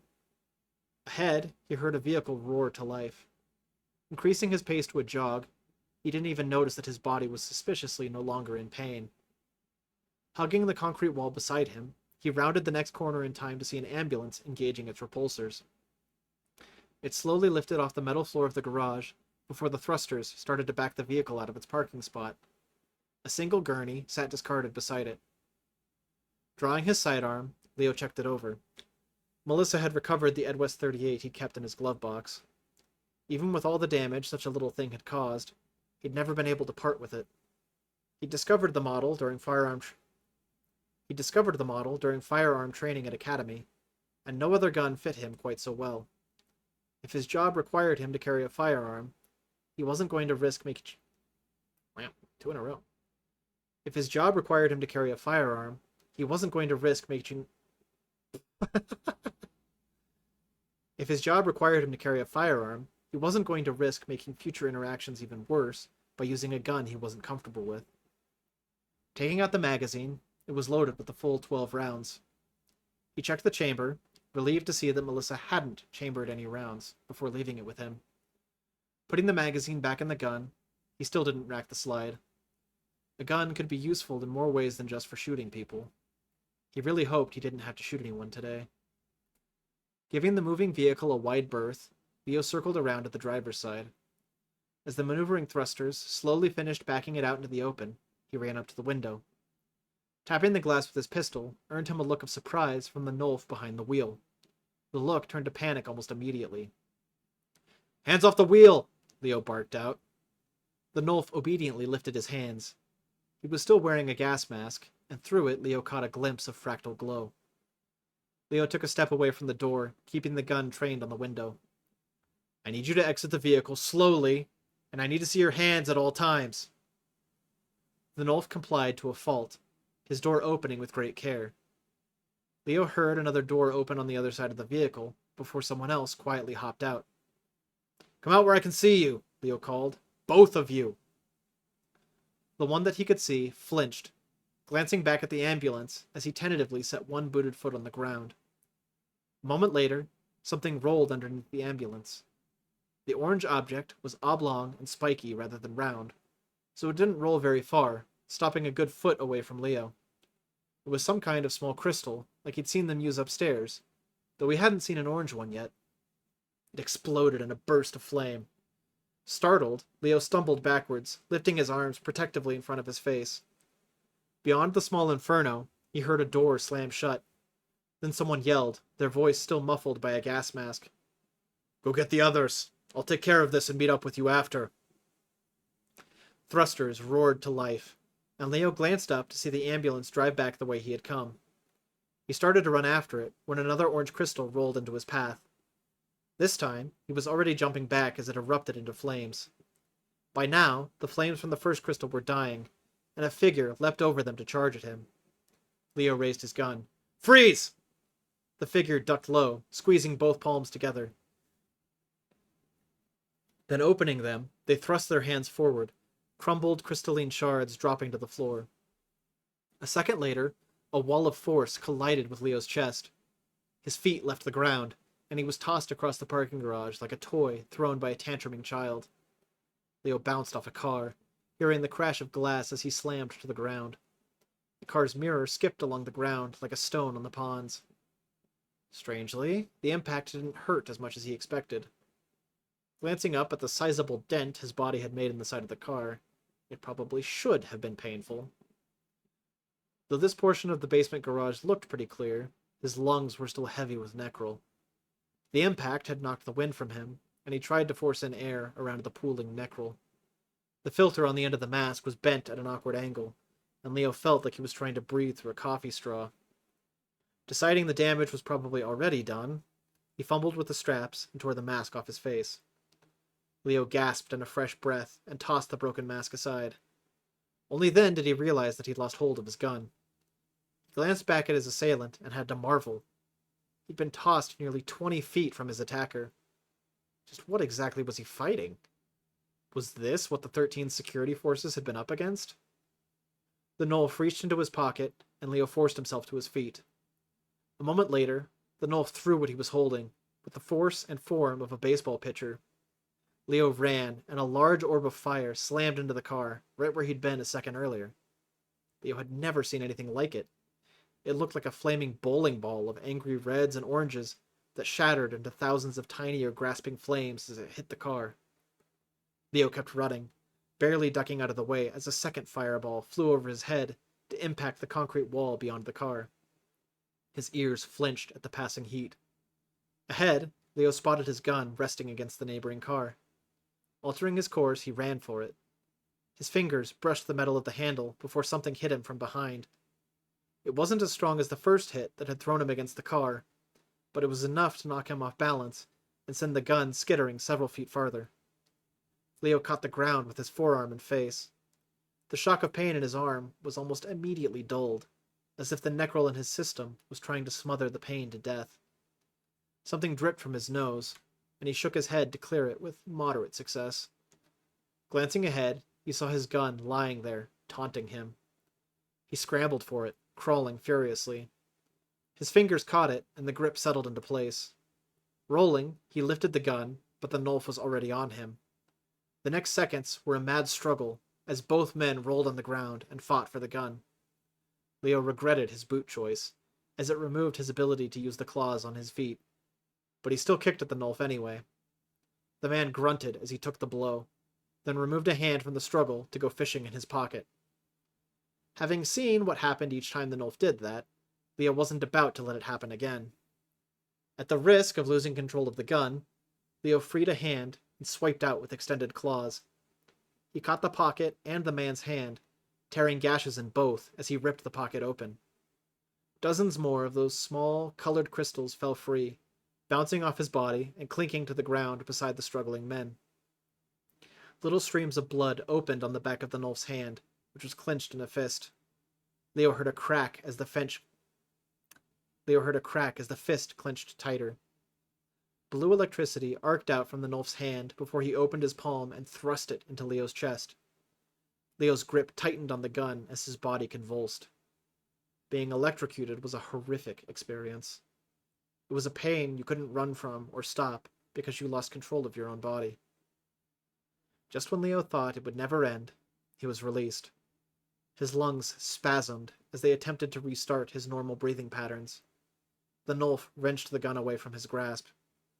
Leo knew he needed to fight for it, that giving it up was a death sentence. But his body wasn't responding right, and he moved too slowly. Then he felt the gun barrel pressed to his chest. "You should have stayed upstairs with your friend," the Nulf said. "You never should have pulled a gun. Guns get people killed." Leo laid there, staring up into the mask of his assailant. He forced himself to memorize what he saw. The russet fur with charcoal markings that ran up and under the eyes. The hints of blue he could just make out behind a fading fractal glow. The notch missing from his left ear. The gravel in his voice that wasn't just the effect of speaking through the mask. If Leo survived this, he wanted to be able to recognize this man again. "You were giving a lot of orders," his attacker continued. "Why do you have a gun? Off-duty guard? Concerned civilian?" Leo held up his hands as best he could while being pressed to the ground, and they brushed up against several of those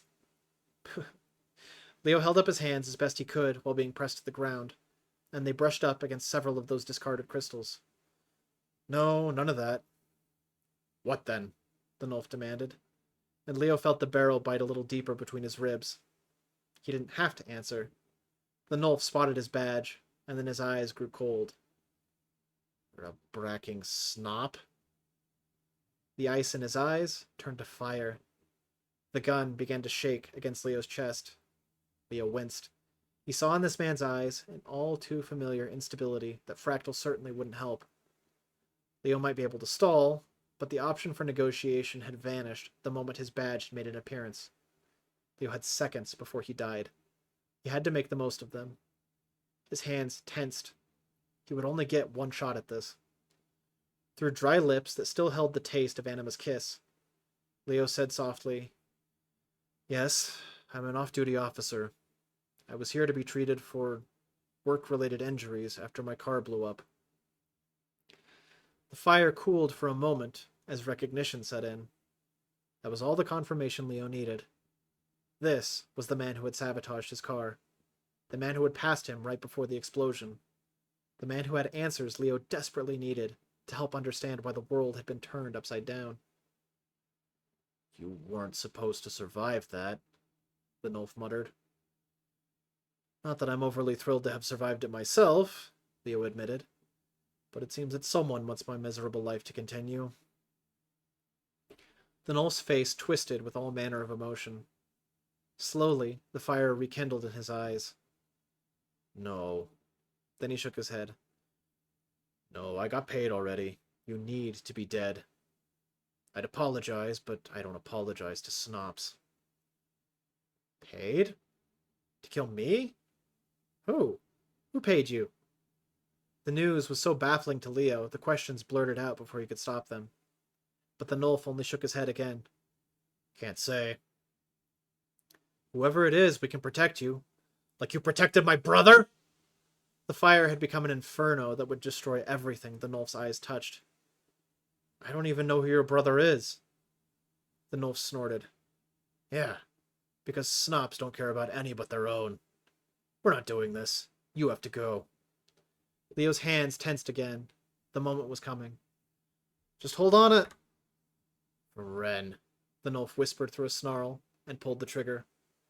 Click. The Nulf had assumed the gun was ready to fire. Leo's opportunity had come. His hand shot forward to snag the Nulf's jacket through the scrubs. Then with a twist and a roar, Leo slammed the Nulf into the ground, rolling them both as he threw his own weight on top of his assailant. Despite the heavy thud, he heard the simultaneous crack of multiple crystals beneath the Nulf. The Nulf's eyes widened, and their fractal glow flared. "What have you?" An explosion went off beneath them. Tongues of flame and electric arcs fanned out in all directions, providing orange and blue wings for this grounded Nulf magician. A concussive blast launched them both straight up into the air, slamming Leo and the Nulf into the ceiling. Their flight didn't last, and they crashed back to the ground a few seconds later. Both men let out groans, taking the next 30 seconds to slowly roll around on the garage floor. Leo recovered first. For a few long seconds, he didn't spot the gun. Part of him hoped that it had been destroyed in the burst of magic. No such luck. It rested intact about a dozen feet away. Leo started crawling for it. In his mind... Excuse me. In his mind, he saw eyes staring at him sightlessly through fractal glow. Discarded bits of crystal bit into his arm as he dragged himself another foot forward, but their teeth were dulled by all the necrol still in his system. In his mind, he saw the knife plunging into his fellow graduate's throat. The cold of the garage floor reached the skin of his arm, despite the fur, as he dragged himself closer to the last thing he wanted. In his mind, he heard the gunshots of his 38, useless until they weren't. Heard the roar of the chief's revolver, and the thud of the body that should have signaled the end of Leo's waking nightmare. Heard the chief's words, "Sometimes you have to shoot to kill, because if you don't..." He could hear the Nulf behind him growling inside his mask. Could hear the Nulf gasp for fresh air as he took the mask off. Could hear the pair of thumps as the mask was flung against a nearby car before clattering to the ground. Gritting his teeth, Leo felt tears forming at the corners of his eyes as he dragged himself another foot closer to an ending he couldn't stomach. "I know what you are!" the Nulf shouted around audible breaths. "What you represent! Killing you will be a blow to the injustice you so willingly propagate." In his mind, Leo heard the chief's words continue as if in response to the fanatic behind him. "Once Fractal gets involved, someone's gonna get killed." The words were a knife in his chest. They were true, but Leo still hated them to his core. "You hear me, Snop?" The Nulf was getting to his feet now. Leo could hear his body slump against the car. Could hear more crunching crystal as the Nulf staggered after him. The chief's words wouldn't leave his brain, no matter how much he tried to shoo them out the door. "The decision you have, Parsons, is not whether you can save the junkie, but whether you can minimize the damage they've The decision you have, Parsons, is not whether you can save the junkie, but whether you can minimize the damage they're inevitably going to cause." Leo had seen both ends of the spectrum. Twice he'd been given the choice. Twice he'd chosen incorrectly. His fingers closed around the grip of his Edwest 38, that faithful tool he'd earned as a reward for winning the sharpshooting competition in Academy. To this day, he'd never missed a shot. Not one that counted. That was why he hated it. He wanted the grip to burn him, to punish him, but it was cool in his grasp. It felt right in his hand, just as the heavy necrol warmth felt right in his lungs. It felt right in his hand, just as the heavy necrol warmth felt right in his lungs. They were a trio of friends made for each other. Leo, his gun, and necrol. All instruments of death, birthed in the bosom of Anima herself, and designed to send people straight to her, to join every other miserable soul in Fanina. As a kid, Tolson had a stupid game he loved to play. Kiss, marry, kill. You were given a trio of people you knew, either fictional or real. You picked one to kiss, one to marry, one to kill.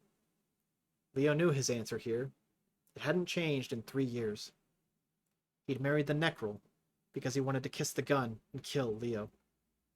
He hadn't had the courage to pull the trigger the first time he'd answered this way. Instead, he'd sat there in a haze, gun in one hand, lit necrol stick in the other. He'd discovered a horrible truth that day, one that upended the fragile lie that had kept him going. How many times had everyone told him that Fractal pushed people to an unrecoverable mental state? Leo knew better. He'd learned by experience, one that had shattered his world. So he'd sat there in that necrol cloud, with gun in hand and quivering fingers. But even knowing the truth, he hadn't been able to pull the trigger. The last time his 38's trigger had been pulled, someone had been killed. And it wasn't Leo who died. Oh no, he was too much of a Mueller to end his own torment himself. His whole body was shaking now. Sweat broke out on his forehead, and his temperature rose. His stomach felt ready to buck inside him. Gripping the slide, Leo racked it back and readied his gun to fire. he'd committed to making the choice once again. The necral warmth in his lungs was becoming an open fire that traveled through his whole body. It raced into his fingers, and the grip fit even tighter into his palms. The accursed thing had been sculpted for them. Rolling over, Leo raised the gun. The Nulf loomed over him, silhouetted by the dim Fyrum lights on the ceiling above. The fractal glow of his eyes was gone, and all that remained was a cold, ice-blue fury. "Better not miss, Snop," he said, with a voice that held only quiet rage. "Because if you miss, I will kill you." Then he threw his arms wide with a shout. "Do it!"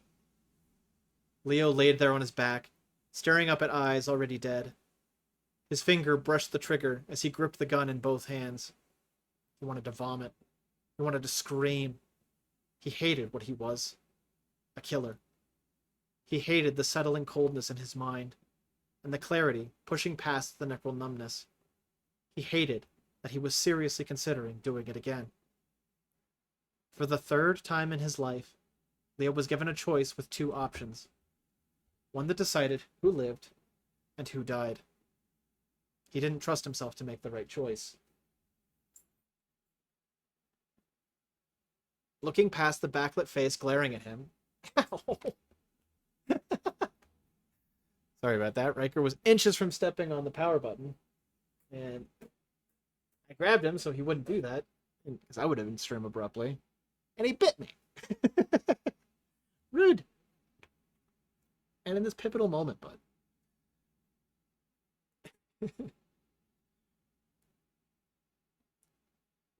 For the third time in his life, Leo was given a choice with two options.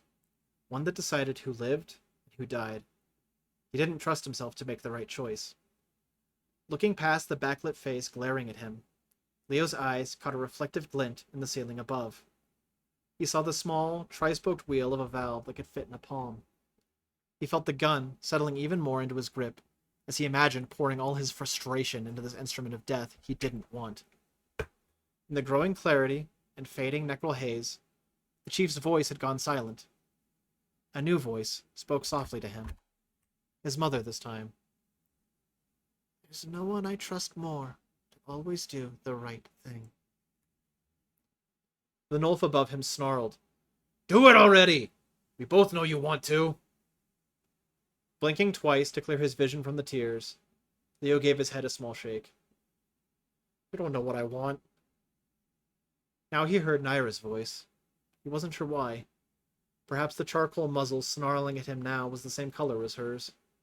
To his shame, he couldn't remember exactly what her facial patterns had looked like. If he survived this, he really needed to work on not being face-blind to Nulf's. But he still remembered her voice, and it rang clearly in his head now. "You are a police officer. If we cannot trust you to do the right thing, who can we trust?" Leo would do the right thing. And if he survived, he would keep doing the right thing. Today, he'd finally found the third option in time. Taking aim past the Nulf, Leo sighted in on the pipe overhead, just below where it entered the valve. For the first time in 3 years, he fired. As the water burst free overhead, Leo couldn't suppress his smile. "I'm not sending you another one today, Anima."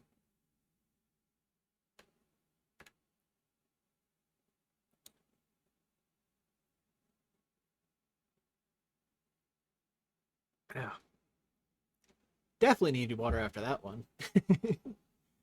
Anytime I gotta do like a deeper voice, but also angry, murder on the throat.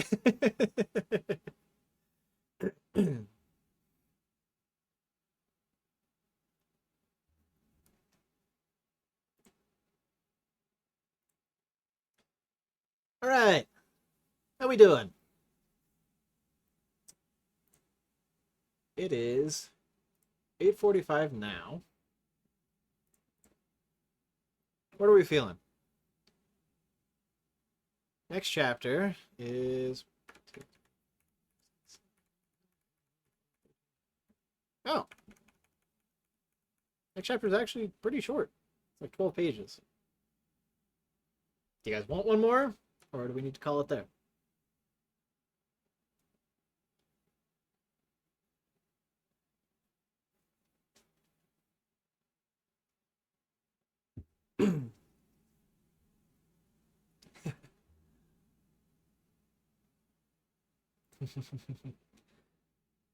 Yeah, we like Leo. He's, he's just had some things rough.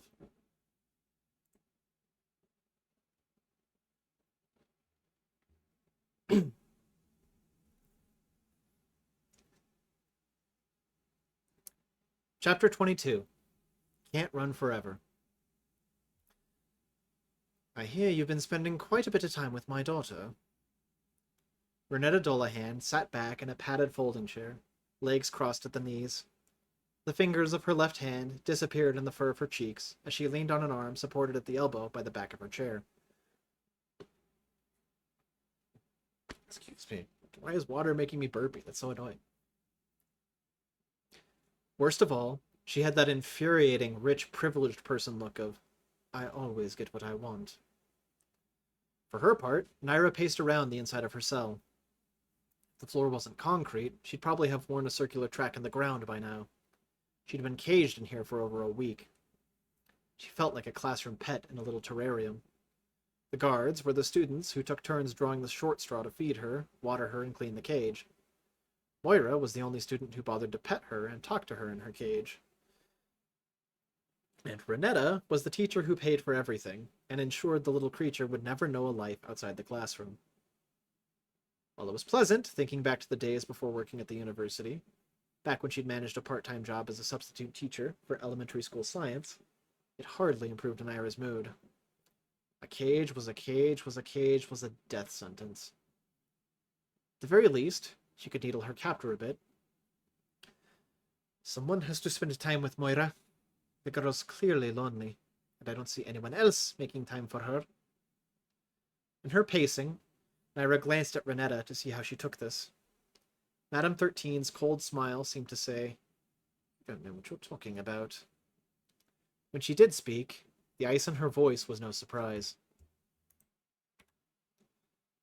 I assure you, Moira has everything that she needs. Besides, her mother is doing the very important work of trying to make sure this city doesn't collapse into anarchy. Moira needs a home and a city where she can grow up safely. She needs a mother who loves her. Renetta's nose twitched just a little, and Nairis felt a spark of satisfaction. This woman deserved to be taken down a peg or two. She has a mother who loves her, Renetta nearly hissed in response. Everything I do out of love for my daughter and consideration of her future. Do not accuse me of such things ever again, or I'll commission a room of padded walls just for you. Do I make myself clear, love? Now it was Naira's turn to snarl.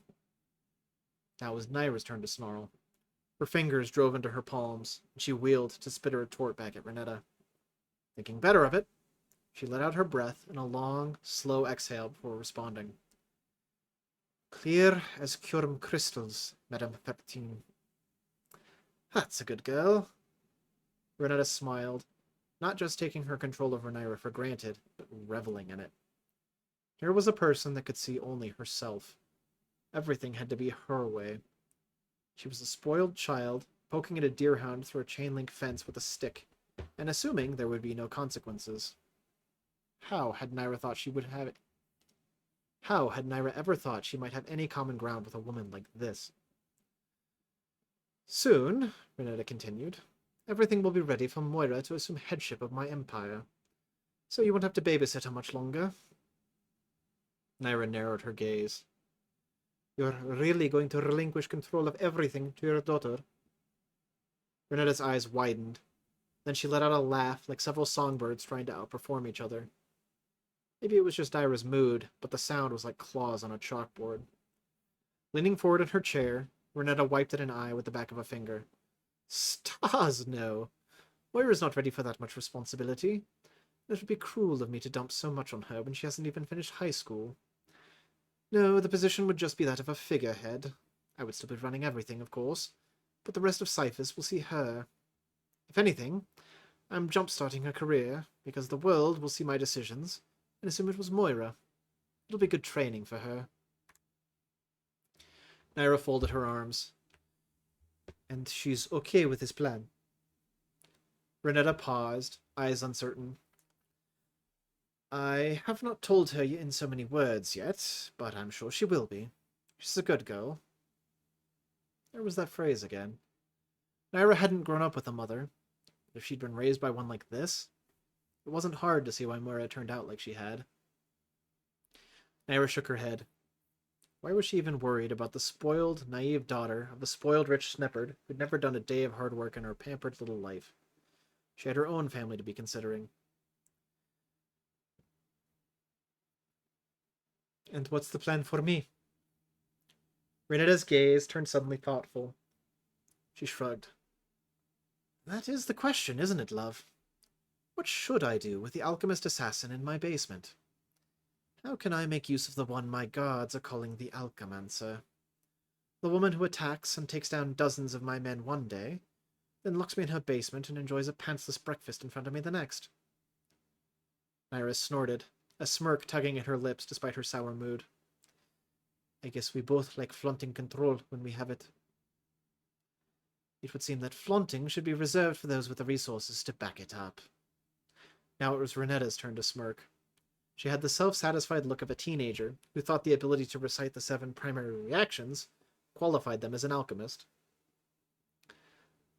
I don't need the resources to back myself up. Open the door to this cell and I'll prove it.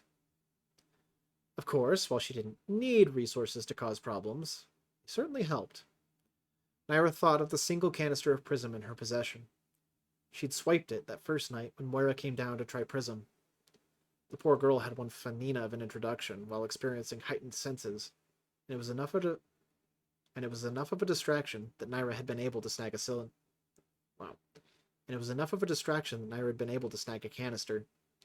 It lived sandwiched between her hip and her waistband now, ready the moment she needed it. Unfortunately, she had no crystals to go with it.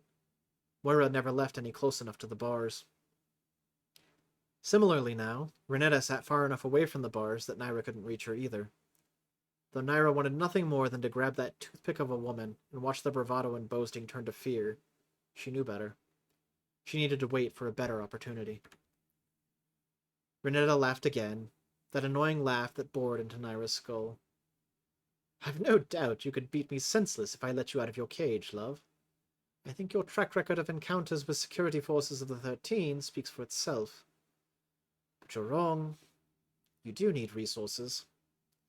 With your fancy alchemy, you're an elegant hunter, stalking her prey with lethal precision. But without it, you're just a defanged deerhound. All bark and no bite. She clicked her teeth together for emphasis, then had the audacity to wink.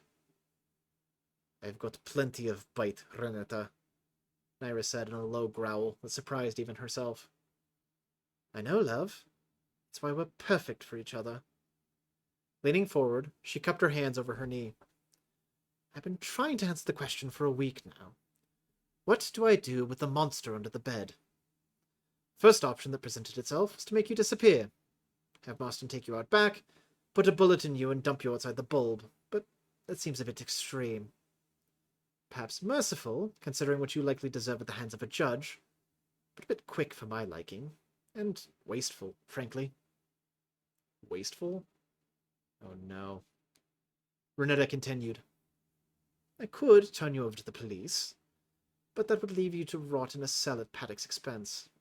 Again, a waste. Here's a crazy idea, Renetta. Since I willingly brought you back here and literally saved your daughter from overdosing on Fractal, why don't you just let me go? I locked you up for a while instead of killing you, and you locked me up, which is keeping me from killing you. Though the longer I stay in here, the more appealing the idea begins to sound. Chuckling, Renetta gave a small nod. That is certainly an option. The only one that really benefits there is you. A deal should benefit both parties. I'm a woman of business, not charity. Now, please save all questions for the end of the address and let me finish, love. Rolling her eyes, Naira returned to pacing her cell. So Renetta continued. See, we both have problems, and though mine are bigger in scope, at their heart they are the same. Someone wanted me dead. Therefore, it stands to reason that I am still in danger. It also stands to reason that my only daughter is also in danger. Why? It seems likeliest that someone wants my position among the 13. So, my well-being, my family, and my legacy are all at stake. Then there's you.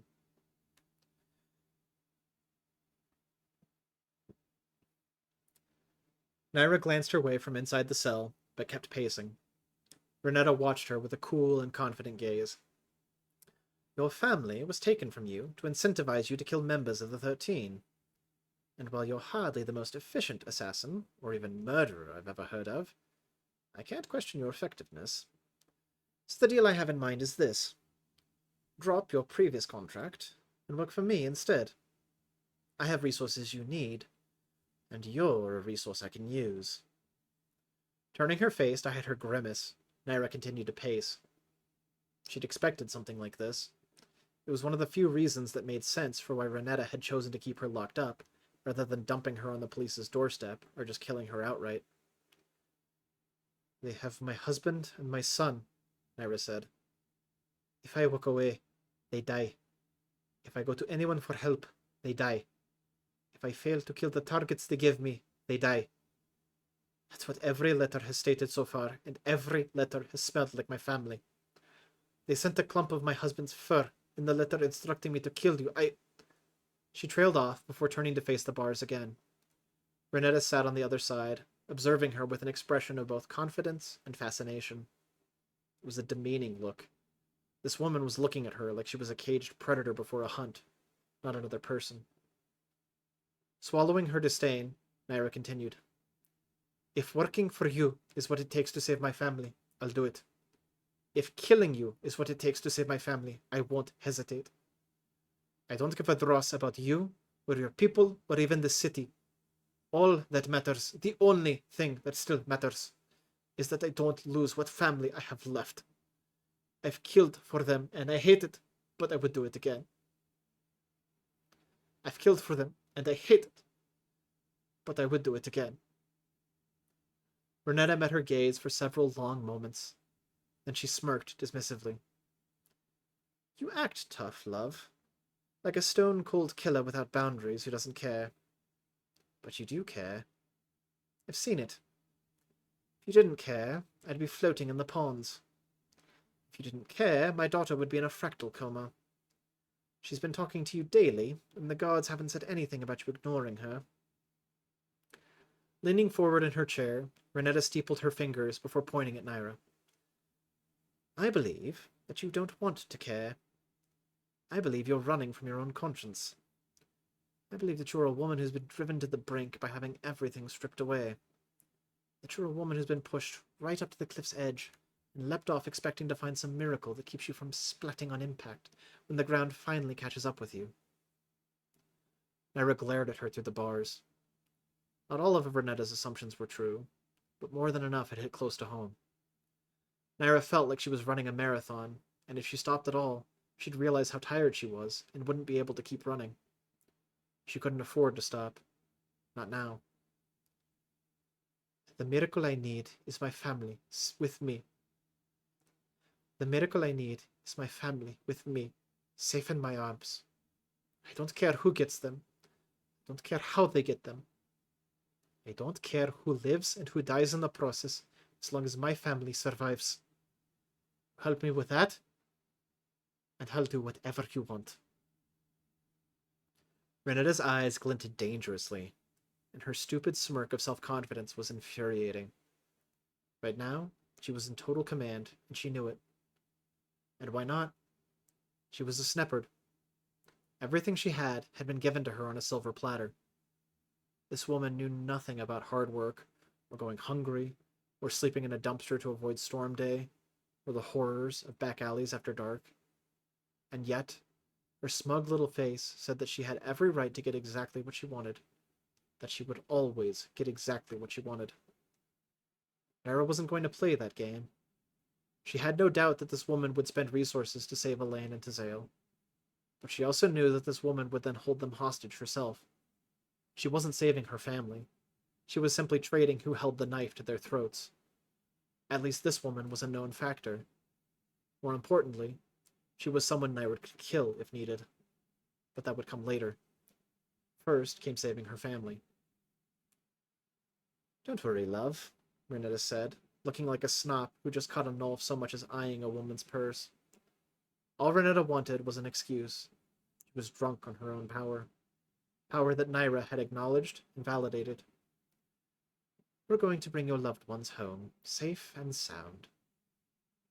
That cocky, insufferable grin was plastered on this woman's face like a bad makeup job. But Naira wouldn't give for her to be sitting just a foot closer to the bars so she could wipe it off herself with her knuckles.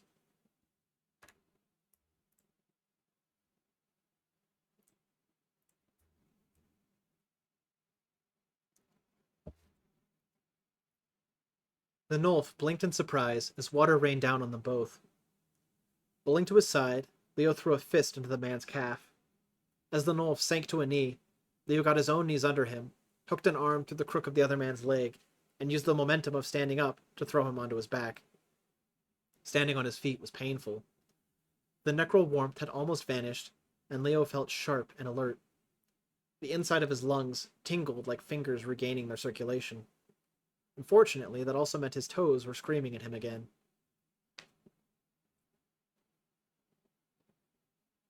His sides and shoulders were pretty well bruised at this point, too. Taking a step back, he raised his gun again at the man who was groaning on the ground and flinching away from the water splashing his face. I'm placing you under arrest, Leo said, and I sincerely hope your little stunt upstairs didn't get anyone killed. The Nulf sat up, exhaling sharply to clear the water from his nose. Water pelted the top of his head, and the scrubs were quickly soaking through. Despite his gruff voice, bad attitude, and general scruffiness, Leo quickly saw that he'd overestimated the Nulf's age. He was an adult, to be sure, but a younger one. His eyes had no more fractal. Instead, they held the anger of a young man who still hadn't learned that actions bear consequences. Got a name, Kit? Through eyes narrowed to slits, the Nulf glared at him. Zalota, was the gruff reply. Then he scrunched up his face and spit in Leo's direction. If the spit hit him, Leo didn't register it. He was already wet from the ruptured sprinkler line overhead. Leo Parsons, he started to introduce himself. Didn't ask, Snop, Zalota cut in, wiping his sopping muzzle with an equally soaked arm. Police Chief of District 3, Leo finished anyway, adding emphasis to his new and unwanted title. Zalota's eyes rekindled with a flame the water couldn't extinguish. District 3? He asked in a voice suddenly drained from emotion. Frowning, Leo nodded. That where you're from, Zalota? The Nulf glowered at him some more and shook his head. No.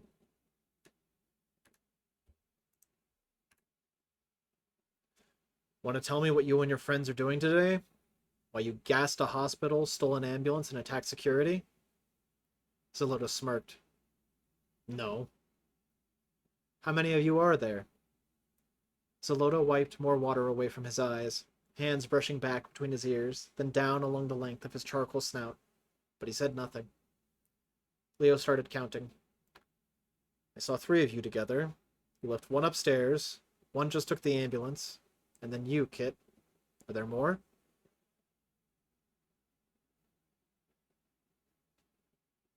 I ain't telling you dross, Zalota said with a chuckle. You think a badge and a gun gives you authority over me, but you're wrong. You're just another person midway up the food chain who imagines himself at the top. The playing field isn't equal, but it doesn't tip in the direction you think it does, Chief. He said the last word with a sneer before spitting off to the side. He shook more water from his head. Leo sighed. Gesturing with his gun, he said, Get up.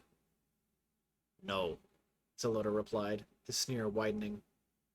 Suppressing the snarl building in his throat, Leo deepened his tone. Get up. For what? Gonna shoot me for not cooperating, Snop?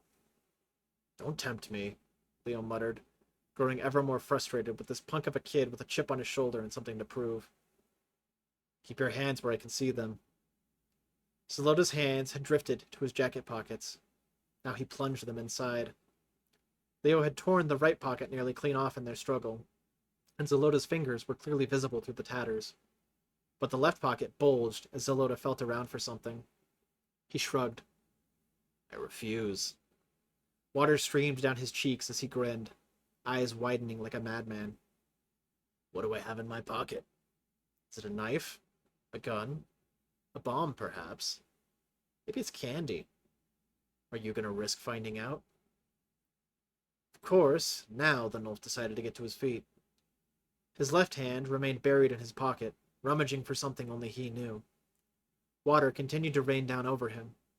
His clothes were soaked, and little streams were blazing trails through the russet undergrowth of his fur. Something about his eyes struck Leo. Then deja vu hit hard. The dim, fireroom lighting casting its orange glow on concrete walls. Droplets of water pattering on the floor. The cold wetness seeping through Leo's fur and sapping the warmth from his skin. That slight scent of overturned damp soil and necrol.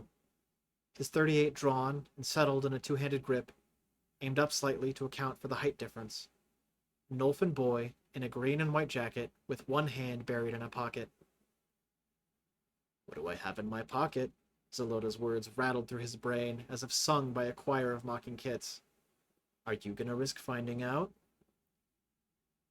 He heard another voice, one he'd spent years trying to forget, one he'd thought had been drowned out and lost in the noise that 3 years had carried. He heard it as clearly now as he heard it then. I have something for you. I'm going to let you have it. No. No. No! Leo felt his chest tightening, his fingers squeezing the grip of his pistol, but staying well clear of the trigger. His breathing was panicked now. His eyes were glazing. Forming words felt like trying to speak around a mouthful of peanut butter. Don't move. Or what? Zelota asked. Only it wasn't Zelota that Leo saw anymore. The charcoal muzzle looked almost silver now. Leo knew it was his imagination, but the memory was too vivid, too real, too present. He couldn't let it out now. Not now. Not now. Zelota had said something. Barely a whisper when he'd pulled the trigger. For Ren. Oh. Anima was a sick, twisted devil, all right. It had to be coincidence. Had to be. Even the blows to his stomach during the fight hadn't set it churning like it was right now. The gun shook in his hand, and Zelota watched him with predatory eyes. No fractal glow, but Leo's memory filled in that detail for him. Leo ran his tongue across the roof of his mouth, the only part of his whole body that was dry right now. Swallowing was painful, even with nothing actually in his mouth. You said a name, Leo croaked out. You tried to shoot me. You said a name. Zelota frowned, and though the notch in his ear was distinctive, the height was similar, and the dim lighting washed out a lot of his color. His clothes and fur were drenched through, just like that night. Snops took my brother from me. I figured that sending a Snop to Anima might bring him some comfort amongst the stars. Leo's vision was swimming now. His own heartbeat was drowning out the sound of water splatting against the floor.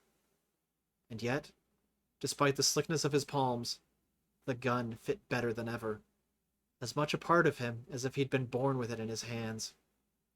Like he'd been born to use it. Fighting the current, threatening to sweep away all thought, just to bury what was surfacing back beneath the waves, Leo asked again. Name. What was the name? Rendal. Leo's heart stopped. The single word struck him like a bolt of lightning that caused his whole chest to seize. What's your name, Kit? Rendal, sir. His hands trembled violently with a numbness that put Nickel to shame. It was the tremors that came with the chills of a fever. Even so, that stupid, bracking death machine in his hands felt like the only part of this entire scene that belonged here. Like it was the main actor in a theater play. He has ID? What's the name on his ID? Rendal, sir. Cold rain gnawing to his bones. knees bruising on the pavement, beads exploding in all directions as the bracelet strings caught and snapped. A can of spray paint rolling through a growing puddle of red, not yet fully spent, but never to be used again. An unused fractal canister clutched in silvered fingers. Name. What was the name? Rendal. Reality was crashing around Leo, just as surely as the leaking sprinkler had soaked him through. He'd been treading water all day. His mother had helped to bring the shore in sight. He'd swam toward it, even though he'd thought all strength had left his limbs. Now a flood obstructed the shore, and it was going to drown him again. Water continued to spray down from the ceiling. Zelota's hand had exited his pocket, and his clenched fist hung at his hip. There was still fire in his eyes, but the flames had diminished to a cold simmer. "Why do you care, Snop?" he asked, water running down the length of his nose and streaming from his chin. "Snops don't care about us." "You're wrong," Leo thought, but he couldn't force the words out. His tongue felt swollen and useless, though of course, physically it was fine. "You said District 3? What did you say your name was?" Zelota took a step forward, and Leo instinctively took a step back, as if a ghost had dragged his leg back for him. "What's your name, Snop?" Zelota took another step forward, and again, Leo took a step back. Leo lowered the gun, and was pleased to find how easily it came down. Despite it all, the circumstances, his training, his nerves, he had committed. "I'm not sending you another one today, Anima." Zelota was on him then, gripping his shoulders and shaking him with a strength that had left his eyes. "I asked you a question, Snop!" Memories continued to flood out of the dungeon of Leo's mind. He'd locked so much away, and now the door had been flung wide open. The notched ear, now inches from his face, was the same as it had been at the funeral. He hadn't looked long. He'd been a Mueller, looking almost everywhere but their faces as he'd mumbled his condolences. He should have remembered the notch. Zelota's voice was a distant roar. "What's your name?" "Officer Leo Parsons," Chief Bradburn had written in the incident report. "Officer Leo Parsons," the judge had called. "Officer Leo Parsons," the snippered jury had announced. "Officer Leo Parsons," the newspaper clipping declared in small, bolded letters in the corner, proclaiming his acquittal. Leo had that clipping in a box in his closet. It rested atop a photograph of a Nolfin kit. A photo that had been taken in the morgue for record-keeping purposes. A photo Leo had set out in plain view the first time he truly considered Kiss, Marry, Kill. A photo he'd been forced to hide in a box in his closet and lock away deep in the recesses of his mind so he could pretend to still be a functional adult. And now, like the spurting sprinkler line overhead, the dam had burst. His response was devoid of everything but the words themselves when he finally got them out. Parsons. Leo Parsons. One glimpse in the eyes told him that they both knew. The recognition was unmistakable. He didn't flinch as Zelota slugged him across the jaw. He didn't struggle as Zelota wrenched the gun out of his hands. He didn't tremble as Zelota held the gun up to his head. In Anima's own sick, twisted way, this was right. He deserved this. The Nolfin kid standing before him, with bloodshot eyes and trembling hands that clenched the grip of his .38 at an awkward angle, deserved this. Perhaps this was what would finally bring everyone peace.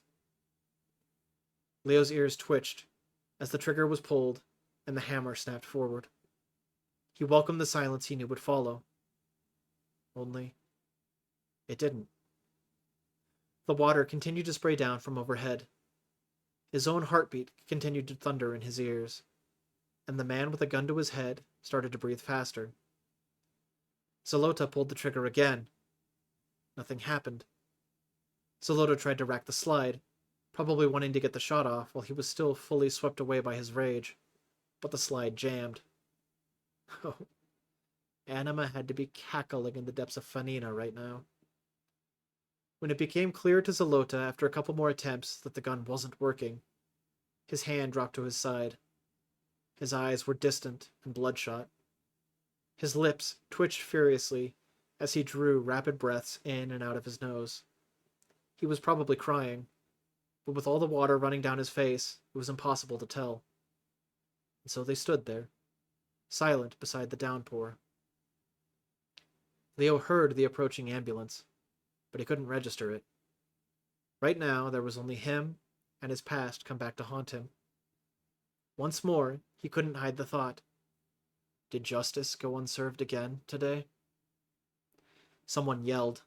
Zalota was broken from his stupor, glancing up, only to throw himself backwards urgently. Looking up, Leo simply watched the ambulance bearing down on him with a wry smile. No, here comes justice after all. Then the ambulance hit him.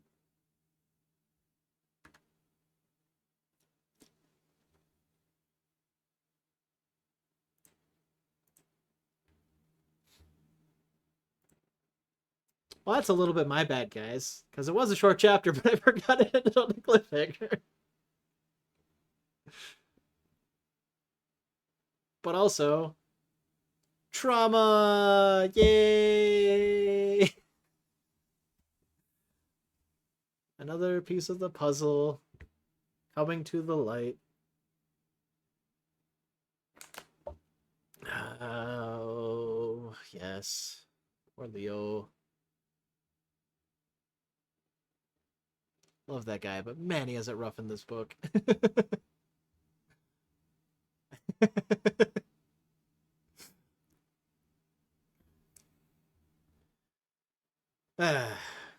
Well, I guess this is even more reason for you guys to tune in next time, right? So, next Tuesday, coming up soon. But thank you everyone so much for coming out tonight. I appreciate everyone who stayed and listened. Hope you guys are invested in the story and enjoying it. Not tomorrow. Next Tuesday, we find out what happens from there. So I will catch you guys then. And I hope you all have a very good night. Thanks, guys.